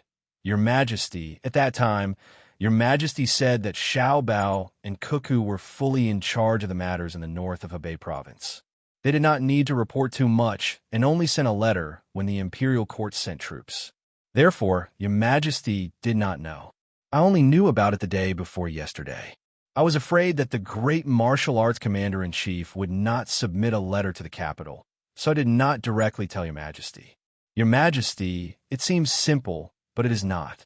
Xiaobao and Cuckoo used almost half of the wealth of the Zhang family and the Wang family for this matter. They bribed, roped in, and distributed it to the civilians. In the letter, they told me that since they came to Jili province, they slept at most 8 hours a day. They also discussed with me that when the north of Hebei province was settled down, they would help me to ask for more benefits from Your Majesty. This time, they lost a lot of money, so I don't know if I should ask for more benefits. Oh, they also suffered a lot. They want to ask for benefits from me? They have occupied a large area in the north of Hebei province. Can't they make up for their losses? Li Longji's heart was balanced. Considering Zhang Xiaobao's ability to make money, he did not think that they could not make up for their losses. Your Majesty means to let the two of them occupy the entire north of Hebei province? It is difficult to go to Hunan province by land. The two of them also have naval gunboats. The whole area is full of mountains and dense forests. When Cuckoo led 10,000 troops to the mountains near Ruoshui in Jinchuan, she played the classic jungle strategy. The strong protection team of the Zhang family and the Wang family can be said to come and go like ghosts in the mountains and forests. Even Li Sun, the Prince of Tang, also has 1,000 troops that are specially suitable for jungle warfare. Your Majesty, are you really going to let Xiao Bao and Cuckoo establish a foothold in the north of Hebei province? Gao Lisher saw that the emperor was a little confused, so he had to analyze the matter and let the emperor sober up and not be carried away by happy things. Li Longji was stunned. Yes, what Lisher said is right. It can be trusted, but it can't be unguarded. What is Xiao Bao and Cuckoo's plan? Do they want to occupy that area? Replying to Your Majesty, Xiao Bao is considering that he can't stay in the north of Hebei province, so he wants to get benefit from other places. He said that in the future, there will be dozens of prefectures. Those who are not filial piety will not be sent. Those who do not love the people as their own children will not be sent, and those who are not court officials will not be sent. Even if they are sent, they will be changed every 3 years. They will leave their families in the capital, one official and one deputy. The official is a civil official who is only in charge of civil affairs. The deputy is a military general who is only in charge of defense. After 3 years, the civil official will be sent there to learn and familiarize himself with the situation there. When the predecessor leaves, the successor will be directly appointed. The same is true for the military general. However, they will not have the right to go there 1 year in advance. In this way, they will not be afraid of rebellion. The Navy will be managed by someone else. All the generals and civil officials will have to build roads after they take office. Gao Lisher took out a piece of paper from his bosom and read the words written on it to Li Longji. Li Longji nodded and suddenly asked, "If there is a battle, what should we do if we can't fully understand the soldiers after only 1 year?" "Retreat. If we can't win, come back. The imperial court will then send elite troops to fight. Your Majesty, there is no need to worry that someone will attack there. Whether it is the Turks or Silla, as long as they attack, the capital can send troops to attack from both sides. Besides, Xiao Bao and Cuckoo don't seem to intend to let the Turks and Silla be as free as they are now. It's just that they don't have the time. Your Majesty, the two of them are still young." Gao Lisher revealed a little of the matter that his godson had mentioned. The main reason was that he had received a map. This map did not look like the current map of the Great Tang. It was much larger than the current one, even though the words "map of the Great Tang" were written on it. Li Longji finally recovered from the emotions in the letter from the Bohai Commander-in-Chief's office.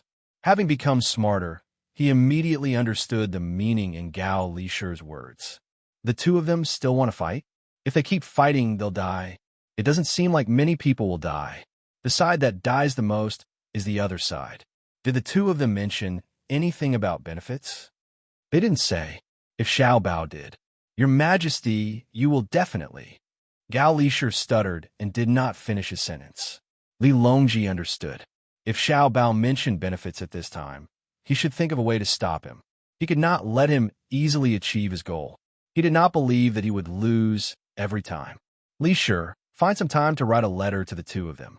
Tell them that I said that if they don't want any benefits, I will exempt their family from 3 years of tax. If they don't want to be exempt from tax, they will have to rely on their own abilities." Li Longji basically wanted to directly say that they would have to rely on their own abilities. However, after thinking carefully, if that was the case, it would be unfair to Xiao Bao and Cuckoo. They had cleaned up such a large area. If they won this time, they would really suffer a loss. If they were angry and stopped playing, he would lose a kind of fun, although his chances of winning were not that big. Your subject obeys. What else could Gao Lisher say? He could only agree. He did not understand why the emperor was so free. He was usually very nice, but when it came to Xiao Bao and Cuckoo, he had to lower himself to the children's level. At this time, Zhang Xiaobao and Wang Wan also received the news from Shuiyan. There was a small chaos in the north of Hebei province. The Wusher of Bohai Commandery had been tormented. Whether he really submitted or not, as long as he acknowledged the position once, they would have an excuse to beat him up if he did not want to do it in the future. Was a relationship of sovereignty something that could be casually acknowledged? Xiaobao, you can send a letter to Chide Zuzan of Tubo. Ask him to send troops to help fight Duo Shi. I won't even ask if he is supporting Duo Shi. Let's see if he will send troops or not. Wang Wan saw that the matter in Jili province was more or less settled. She began to make a move against Tubo again. Zhang Xiaobao immediately wrote a letter to ask Chide Zuzan to send troops to eliminate the bandits Duo Shi. News came that the Duo Shi in the desert continued to increase their troops. Originally, there were only 100 people left. Now, there were 2,000 people. Their weapons were also stronger than before. Everyone was given a horse. Furthermore, they did not continue to attack the Haloxylon ammonite trees. Instead, they set up camp. It seemed like they were preparing for a big move. Until now, it was still impossible to guess which side was supporting them. If it was supporting them, it was possible that it was from either side. The supplies for the 2,000 people had always been sent by the Duo Shi to the two places to exchange for other things. As for whether they used things worth 1 copper coin to exchange for supplies worth 1 copper coin, it was not clear. If they could get news of the exchange, they would know that whoever exchanged with the Duo Shi was the one supporting them. Then it would be impossible not to fight. They had more than 40,000 people. If they did not consume some, how could they train their troops? After the letter was written, he asked someone to send it to Tubo at the fastest speed. Zhang Xiaobao called Ku Tiyu and the other generals over to discuss the matters of the upcoming battle. That's how it is. Let's see if Tubo will send people or not. When the time comes, we may fight with the Tujue or Tubo. Everyone should be prepared. Zhang Xiaobao told them about the letter he had written to the Tubo Zuzan, which could be considered as a pre-war mobilization. Some of the generals only knew how to fight and were slower to react. They did not understand the meaning behind it and left to find their own troops. Some of them had a calm expression on the surface, but their hearts were in turmoil. Ku Tiyu was one of them. After leaving the cabin where Zhang Xiaobao was having a meeting, he did not look for his own troops. Instead, he returned to his own cabin and started to think about things. General, are we really going to help Zhang Xiaobao and the others fight? If we only fight Tubo, it is fine. If we fight the Tujue, our Songma Commander-in-Chief's manor will be easily targeted by the Tujue. An advisor who had also returned asked Ku Tiyu worriedly. Fight. No matter who we fight, we have to fight. If we don't fight the Tujue, Zhang Xiaobao will fight us. They're forcing us to do something beyond our ability. But Tiyu didn't hesitate at all and immediately expressed his attitude. General, do they dare? The advisor still did not wish to fight the Tujue. What is there that they don't dare to do? This time, he wrote a letter to Tubo and asked them to send troops. It sounded simple, but it was not the case at all. If Tubo sent troops, they would offend Shi. They were afraid that Tubo would support Shi.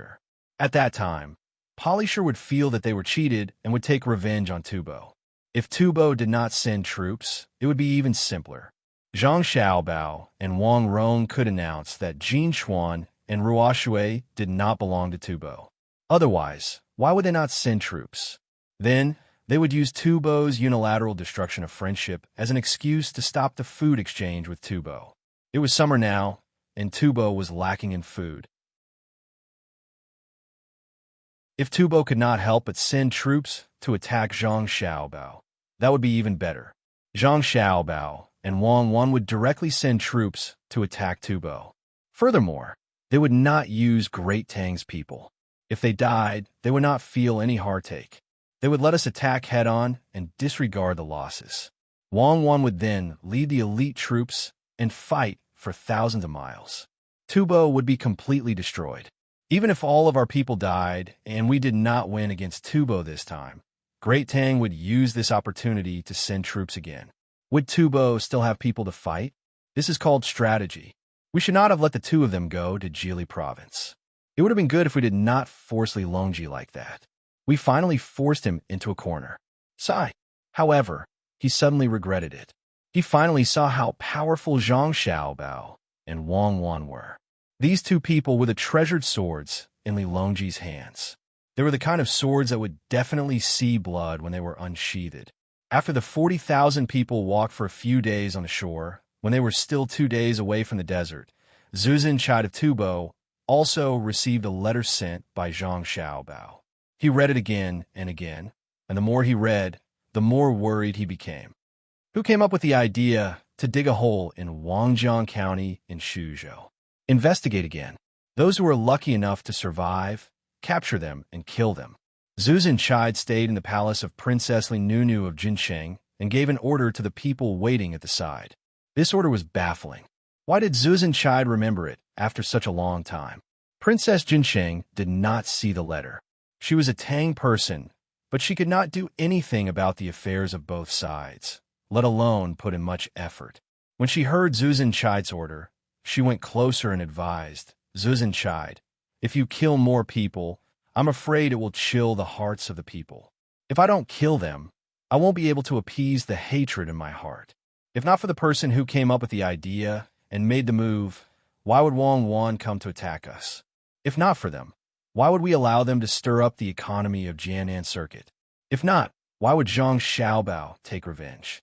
Now, they're here again, and this time, they're even more powerful than before. It's an army of 40,000. Should we fight or not?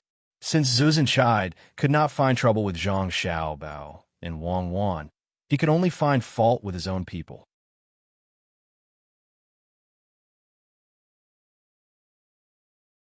Chapter 806.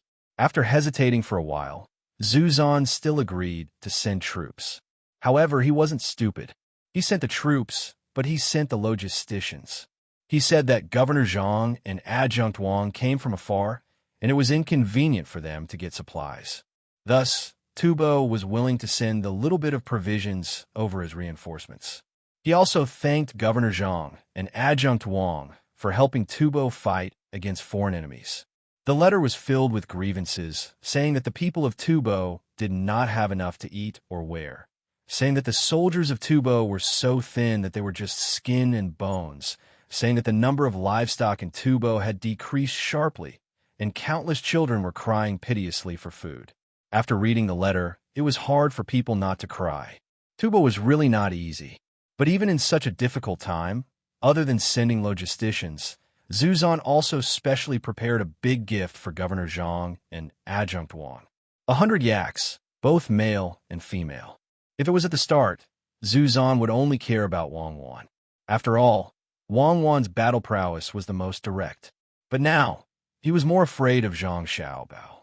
Wang Wan's viciousness was nothing more than mountains of corpses and rivers of blood. But as long as there were people around, they would be able to restrain this demon. Zhang Xiaobao was different. When he fought, he was like a ghost. He would use all kinds of sinister moves. What was weak was the will of the people. After 2 years of torment, when he wanted to attack Tang Empire, the first thing he was afraid of was not the generals, but the ordinary civilians. Even the slaves didn't want to provoke them. Sai, let's do it this way. When we exchange with the duo people, let people pretend to be bandits and kill them.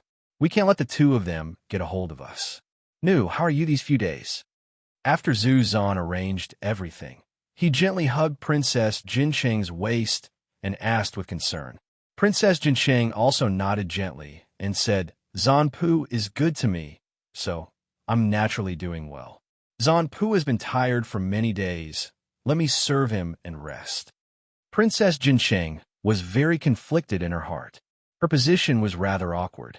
She hoped that Tubo and Great Tang would have a good relationship, but she knew that it was impossible. When she came here, she was nothing more than a tool. One of the people she was supposed to be betrothed to died, so she couldn't go back. She had to marry another one. In the beginning, he did not have a good life. Because of his identity, it was impossible for him not to be ostracized.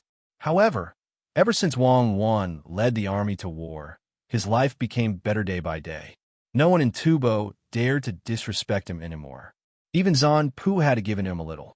Now that Zhang Xiaobao and Wang Wan were once again in Tubo territory, the house they lived in was renovated again and again. Their daily necessities were also several times more than what the others had.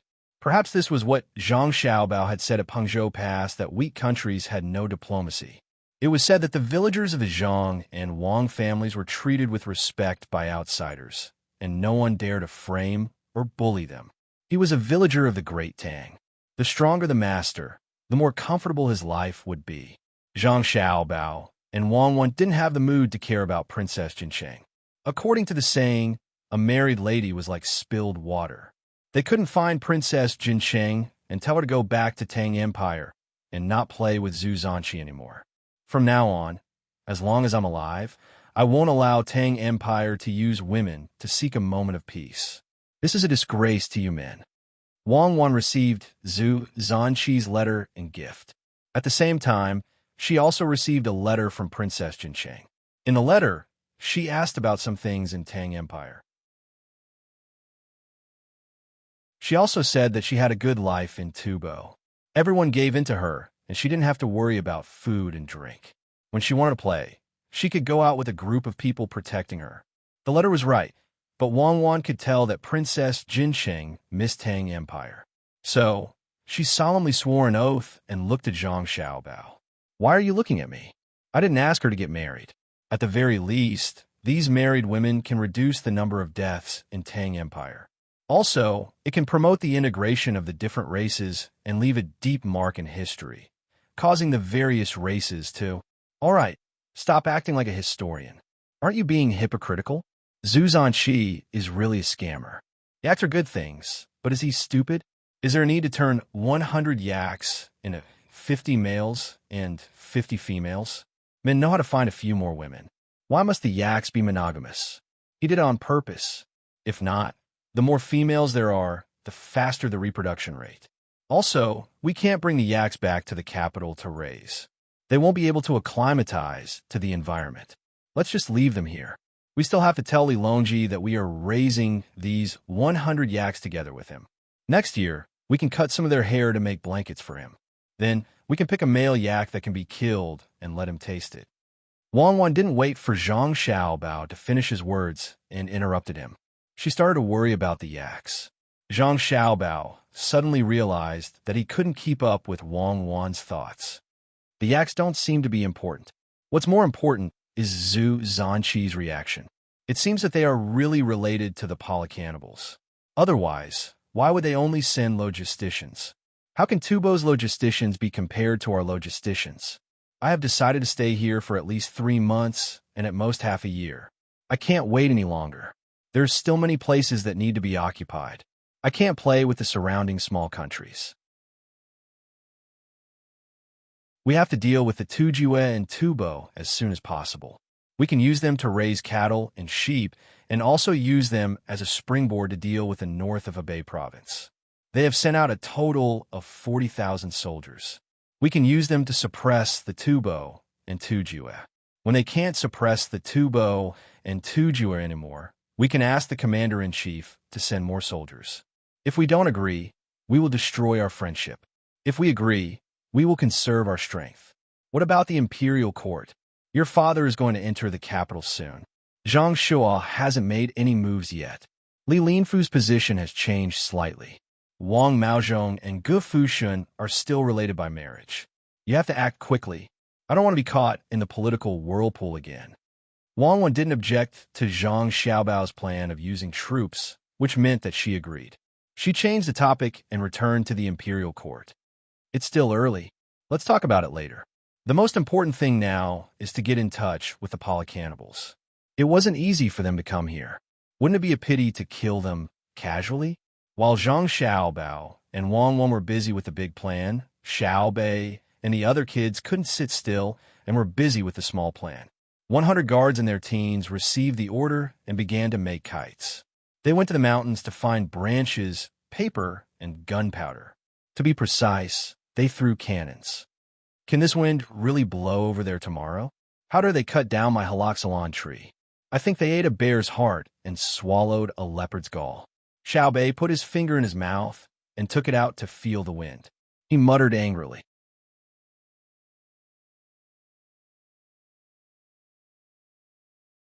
Chapter 807.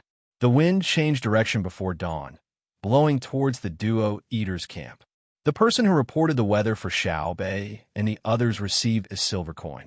It was a silver coin that was popular among Xiao Bei and the others. If the person who received it couldn't buy the products of Xiao Bei and the others, they could use the silver coin to make jewelry for their children. With the wind, a sunny day was the best time to fly a kite.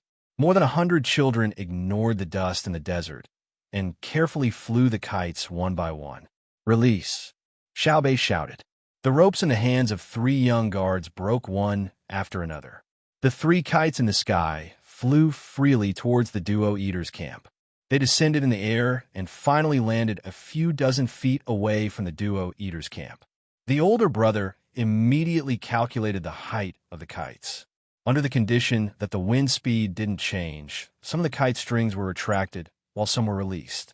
Second brother, will it work? Xiao Bei asked uncertainly. Xiao Hai smacked his lips twice. It should work, right? I've calculated it before. I'll trust you this time. Prepare the child kites. Hang! Xiao Bei selectively believed in his older brother's calculation skills and shouted to the other guards. The young guard immediately picked up the child kite, even more cautiously. Originally, the child kite would fall from the mother kite after the child kite followed the string and hit the mother kite. This time, a magnet was used. Not only would the child kite not close, but it would stick to the mother kite. More than 100 kite strings hung on the kites and flew upwards against the wind. When they reached the peak, Xiao Bei gave another command, and all the kite strings were cut. They floated down towards the man-eater's camp. The final result proved that no matter how talented a child was, it was impossible to accurately calculate the landing point of the kites. The fine structure of each kite, the changes in wind speed, the relationship between buoyancy and gravity, let alone Xiao Hai, even Wang Wan, a genius student like her, wouldn't be able to calculate the final result.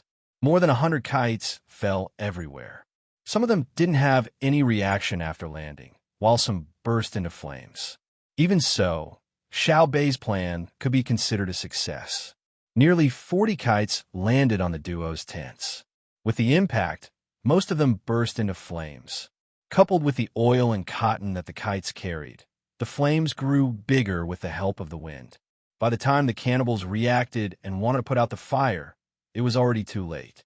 All the tents that were set on fire by the kites were turned into piles of fire, and dozens of people were even burned. Yeah, who asked you to chop down my haloxylon shuttle tree? Without the haloxylon shuttle tree, I wouldn't have the desert sistanch. Without the desert sistanch, I would have one less dish. My next move is called Dancing Fire Phoenix. Oomph. When Xiao Bei saw the scene of the fire through his 1,000-mile vision, he waved his little fists in celebration. The shouts of the duo eater came from afar. Zhang Xiaobao and Wang Wan, who had just woken up and were about to eat, came out to take a look in surprise. They thought that the duo eater had gone crazy and wanted to attack them with only 2,000 people. What's going on? Zhang Xiaobao didn't need binoculars to see that the duo eaters were living a prosperous life. Someone immediately came over. Young master, it's Xiao Bei and the others who set fire to the duo eaters' tents. It's estimated that at least 1/5 of the tents have been burned. If we don't put out the fire quickly, more will be burned when the wind blows. Who? Xiao Bei. Who ran over with her? Zhang Xiaobao didn't understand. Little young master, no one is going. This subordinate has already told the two of you the day before yesterday. Little Miss Xiao Bei and the others want to make kites, throw cannons, oil, and cotton. Didn't the two of you already know? The person who replied seemed very wronged. Zhang Xiaobao and Wang Wan looked at each other and nodded numbly. Yes, they knew. Both of them knew. But who would have thought that Xiao Bei and the others wanted to burn the duo eaters' tents? Usually, they like to make small things for fun. They always wanted something, but not a lot. Occasionally, they could make some interesting gadgets. For example, an automatic slingshot. When a slingshot was made, the slingshot would be pulled by the rotating force of the windmill. After a certain extent, the slingshot would hit a thimble and fall. On the other side, a small stone would fall on the slingshot and be shot out by the slingshot. Sometimes, if the small stone didn't fall well, they would use many small stones to fall one after another. When they were shot out, it would be very inaccurate. Another example was an automatic fishing rod. When the fishing rod was put into the water, it wouldn't float. Only a line was stretched on the head of the fishing rod. If a fish pulled the fishing rod and it floated a lot, the other side of the line would pull the fishing rod up. Although the accuracy rate was very low, and although it wasn't practical, it was indeed a small invention. Compared to the things they made before, this kite is much more practical. We should give a name. It should be called. Xiao Bei said it's called the Flying Fire Phoenix. The person who replied interrupted. Good name. Let's go to the front and welcome the distinguished guests from afar. Wang Wan saw that there were people in front of them and praised the name. She and Zhang Xiaobao went forward to welcome them. As for whether the trouble caused by Xiao Bei and the others was a disaster or not, that was secondary. Was it easy for children to die?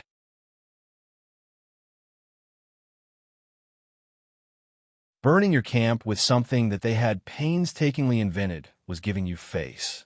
You should feel honored. The duo eaters came. There weren't many of them, only 7 people. One of them was the leader. They probably knew that it was useless to have more people. They might even be beaten up. Only 7 people came to reason with them. The leader had learned the language of the Tang Empire. When he saw Zhang Xiaobao and Wang Wan, he knew that they were the real deal. I am from the duo Eaters Empire, he said a long name.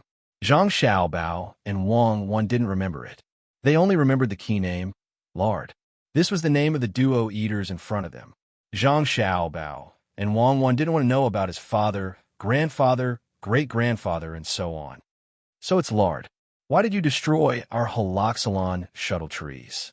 Now you want to use the fire as a signal to gather people to attack our defenseless kind merchants? Zhang Xiaobao questioned Lard with a sullen face. This was Lard's first time dealing with Zhang Xiaobao and Wang Wan.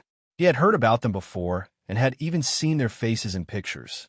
According to the rumors, they were very unreasonable.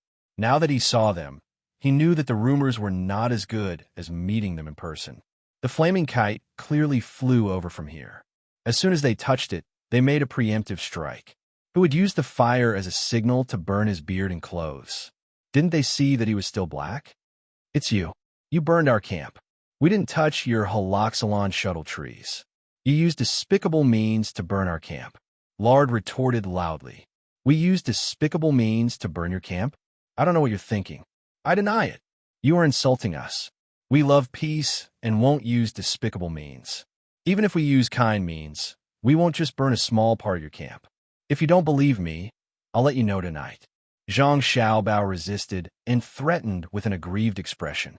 Lard had not personally experienced Zhang Xiaobao and Wang Wan's fear, but that didn't mean that he hadn't heard of it. When he heard that Zhang Xiaobao was going to make a move tonight, he felt uncertain and unwilling to let it end like this. He took an unlit kite from the hands of the people behind him and said, You used this thing to burn our camp. It's called a kite, I know. Did someone fly a kite? Zhang Xiaobao turned around and asked. In reply to the young master, Xiao Bei and the ladies just did. Go find them. After a while, Xiao Bei, who was still excited from her victory, skipped over. Xiao Bei, did you bully the duo eaters? Look at how you bullied them. Look at this Lard. How did you bully him? Lard, this is the person who flew the kite. You can ask her. Zhang Xiaobao carried Xiao Bei in front of Lard and lectured her, then changed the subject of Lard's reasoning. Lard was already dumbfounded.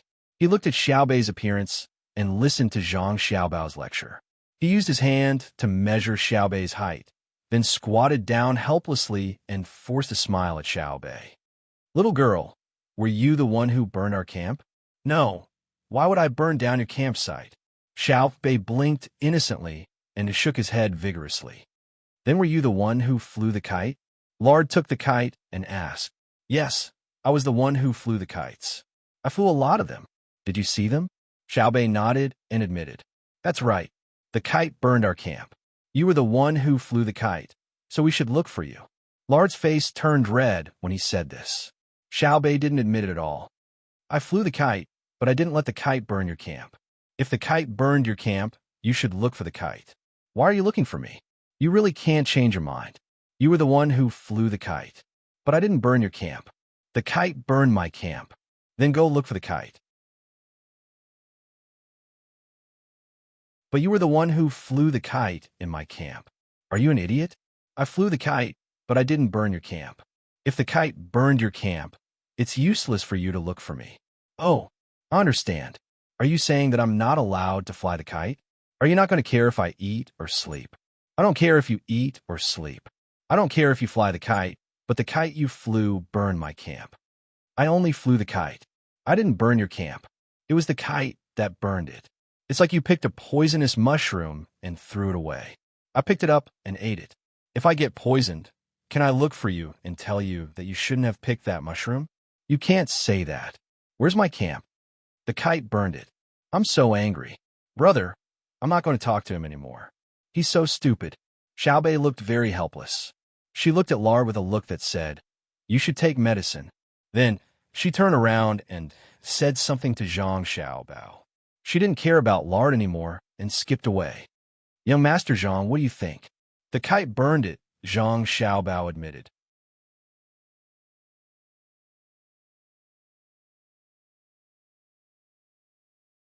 Chapter 808. Lard staggered out of the great Tang merchant's camp, his expression quite unsightly.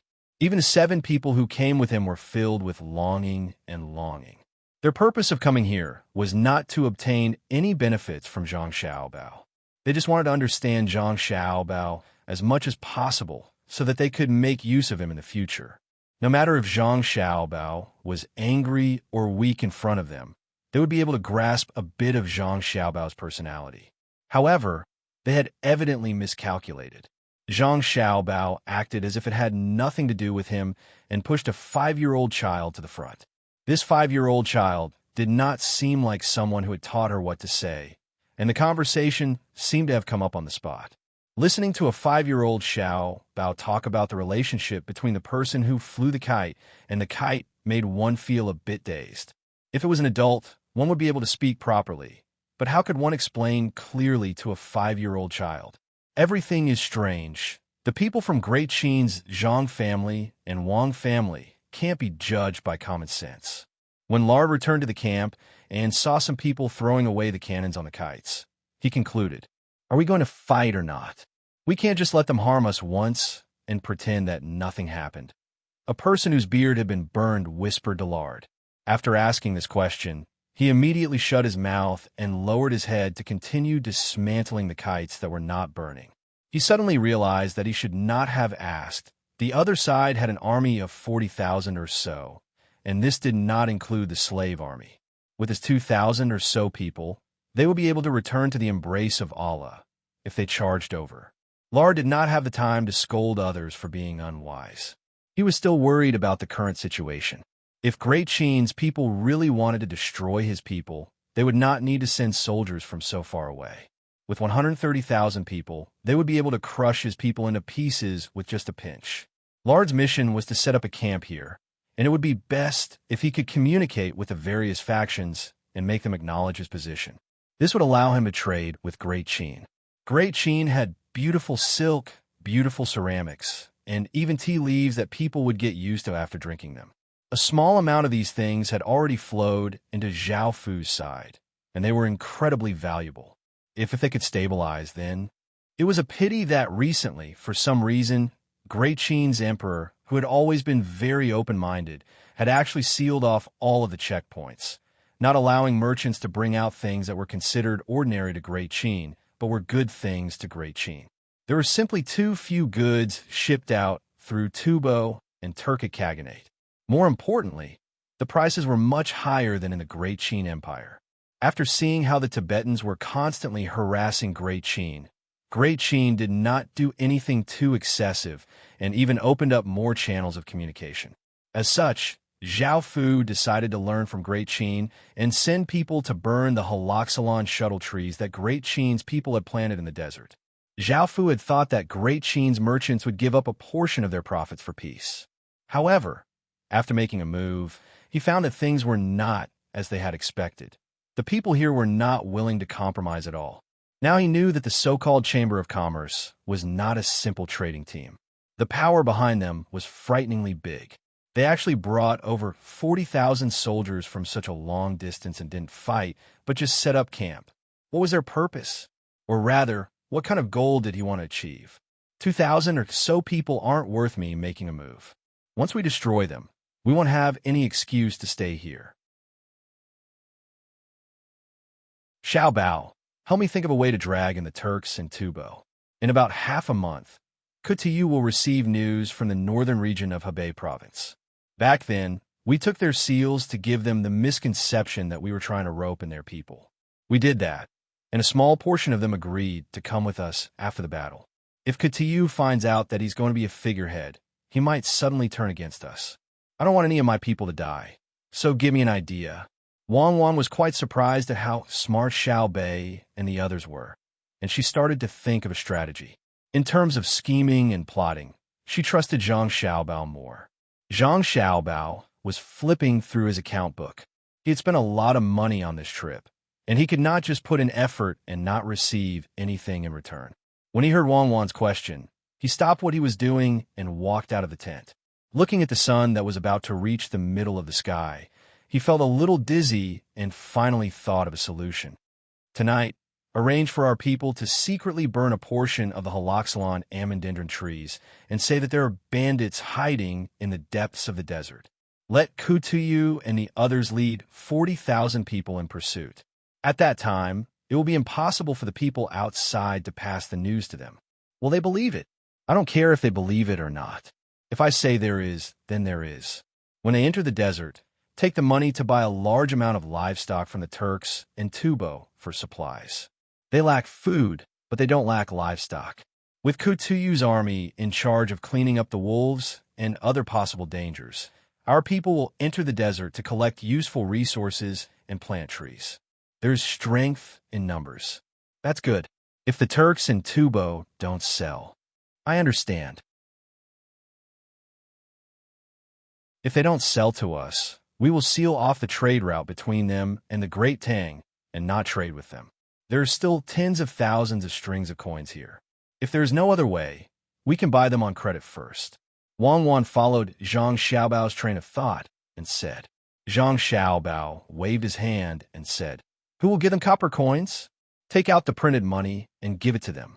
When the time comes, they will go to the Great Tang to spend it. We will not go back on our words and promote the circulation of paper money. As long as they acknowledge the status of paper money and are willing to accept paper money when they sell things in the future, the people will be able to get used to our paper money faster." Zhang Xiaobao was not willing to separate this matter and had to connect with other parties. Then let's burn it. Let's go and take a look at Xiao Bei and the others. Don't let them hurt themselves. Wang Wan had a load off her mind. Thinking about the matter of Xiao Bei and Lard not long ago, a smile appeared on her face and she walked out. Let me summarize this matter. Not all the kites were burned. Remember this lesson. The operation can be considered a success. Next, I will talk about the battle with the person whose beard was burned off. At that time, I was thinking when Zhang Xiaobao and Wang Wan came over, Xiao Bei was like a little adult giving a post-battle summary. However, all the generals were clearly absent-minded and looked like they were about to fall asleep. Xiao Bei, aren't you sleepy? You have already summarized it 3 times. I know you are good. Let's go to sleep. Xiao Yuan lowered her head and recited the book of songs. Seeing that Xiao Bei was still saying what she had already said twice, she could not take it anymore and interrupted. Xiao Bei was about to say something interesting when she was suddenly interrupted by Xiao Yuan. She said angrily, "So what if it's 3 times? Reviewing the past and learning the new. For information that can help us, let alone 3 times, even if it's 30 times or even 300 times, we still have to treat it seriously." Where was I just now? Yes, I was talking about when I faced Lard. At that time, you guys don't know, but this is what I did. Xiao Yuan, repeat it again. You were very quick-witted at that time. Through your unique logic, you made Lard speechless. Also, Xiao Bei, let me go next time. I promise I won't repeat this nonsense again and again. It's almost time for lunch. In order to get rid of this situation as soon as possible, Xiao Yuan praised Xiao Bei as quickly as she could. In the end, she strongly requested, "Let's go back. Don't worry about them. It seems that Xiao Bei has the talent to be a politician." Zhang Xiaobao watched the group of people having a meeting and did not disturb them anymore. He walked away with Wang Wan. That night, A patch of holoxylon amandindron trees in the north furthest away from the camp suddenly burst into red flames. Amidst the shouts and chaotic footsteps, the news that bandits had ambushed the holoxylon amandindron trees spread. Some people confirmed that the bandits had run into the depths of the desert after the ambush. Wang Wan mobilized the army that very night, splitting it into 5 groups and charging into the depths of the desert to surround the bandits. But even though Tu Yu and the other generals clearly knew that something was wrong, they did not dare to directly jump out to oppose. They could only follow the army into the desert. 2 days later, it was impossible to find any trace of the 40,000-some people outside. At the same time that the army entered the desert, Zhang Xiaobao sent 2 letters to the Tubo and Tujue. He also had the people who delivered the letters bring paper money, wanting to directly buy livestock. On a warm afternoon in the northern part of Hebei province, Li Sun received a letter. He found a clerk in the army and wrote one notice after another, sticking it up in the most bustling part of the Song Mo Commander-in-Chief's office. The locals all gathered around to watch the excitement, listening to the literate people explain the contents of the notice. The notice says that a lot of wild beasts have suddenly appeared in the northern part of the capital, harming pedestrians. They heard that the people here are good at hunting, so they want to find 1,000 hunters to go there and stay there permanently. They can bring their families. Every month, even if there is no big game, they will give each hunter 200 copper coins. If they catch some game, they will give more. After arriving there, all the women and their families will also find work for them. The children and their families can go to school to learn to read without spending money. We only need 1,000 people. Those who want to go quickly prepare. If there are enough people, we will not need them. The literate people enjoyed this kind of moment. Seeing the adoring look of the people around them, they felt a sense of accomplishment. The common people here did not have time to consider the degree of accomplishment of the literate people. Seeing this kind of opportunity, they hurried back home, wanting to participate. The same thing happened in various commander-in-chief's offices in the northern part of Hebei province. Some were in the capital, some were in Luoyang. The requirements of each place were slightly different, but they all met the characteristics of the local people, so the treatment was also very high.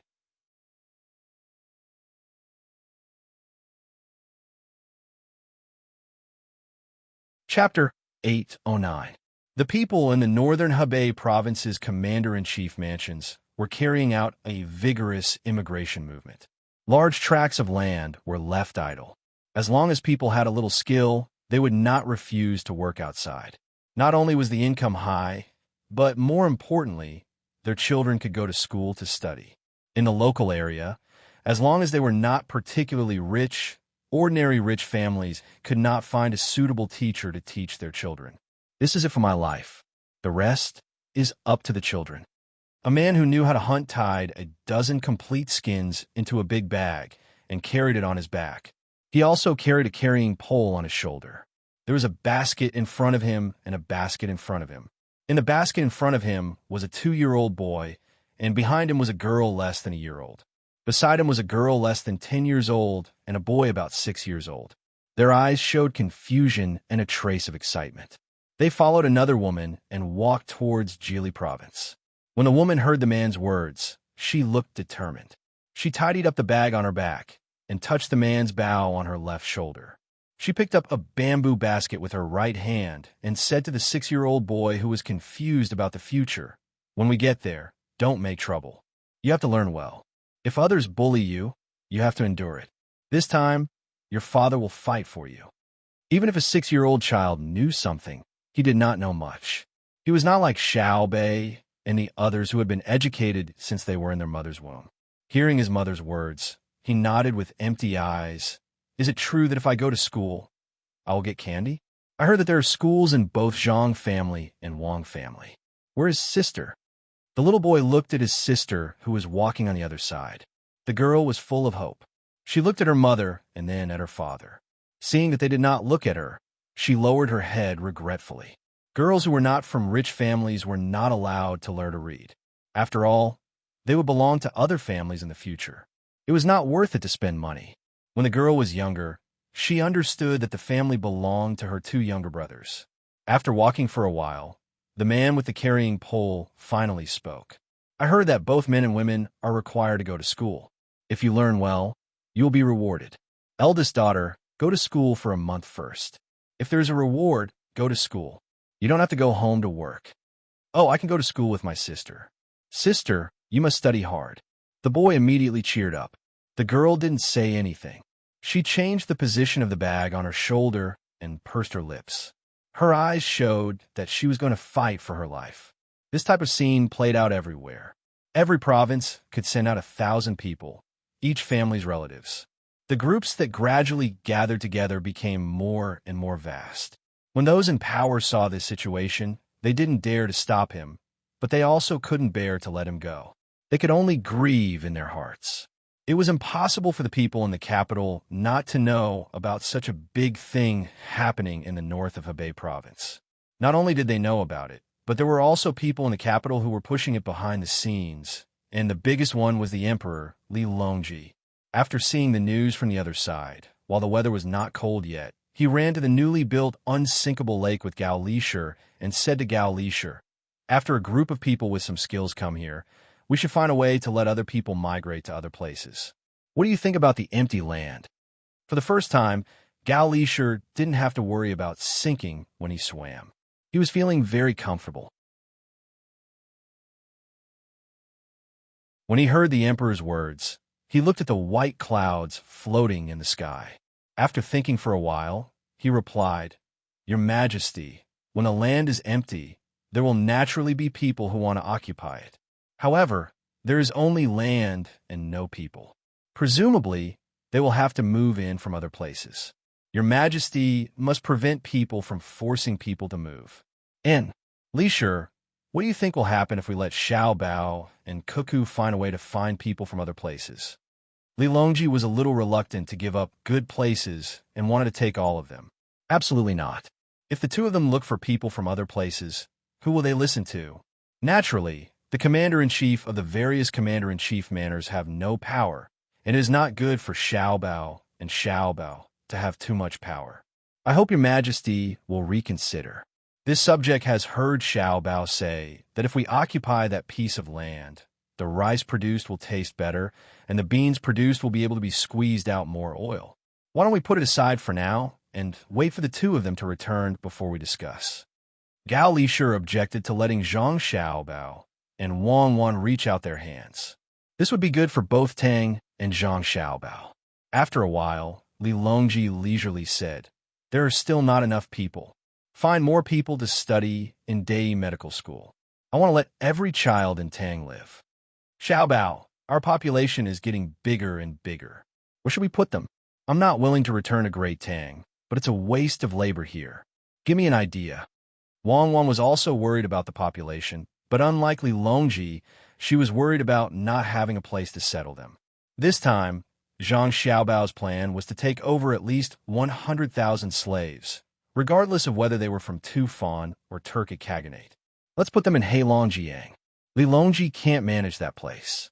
We should protect the environment first. I've been there before, and it's too hard to find wild animals there. They even ate animals from the zoo. Now, that place is really good. After we go there, we can gather all the tribes there. In the future, there won't be any Soviet Union or Russia. Zhang Xiaobao was thinking long-term. You've done that kind of thing before? How can you bear to eat cute animals from a zoo? They're already pitiful enough. Wang Wan stared at Zhang Xiaobao's words.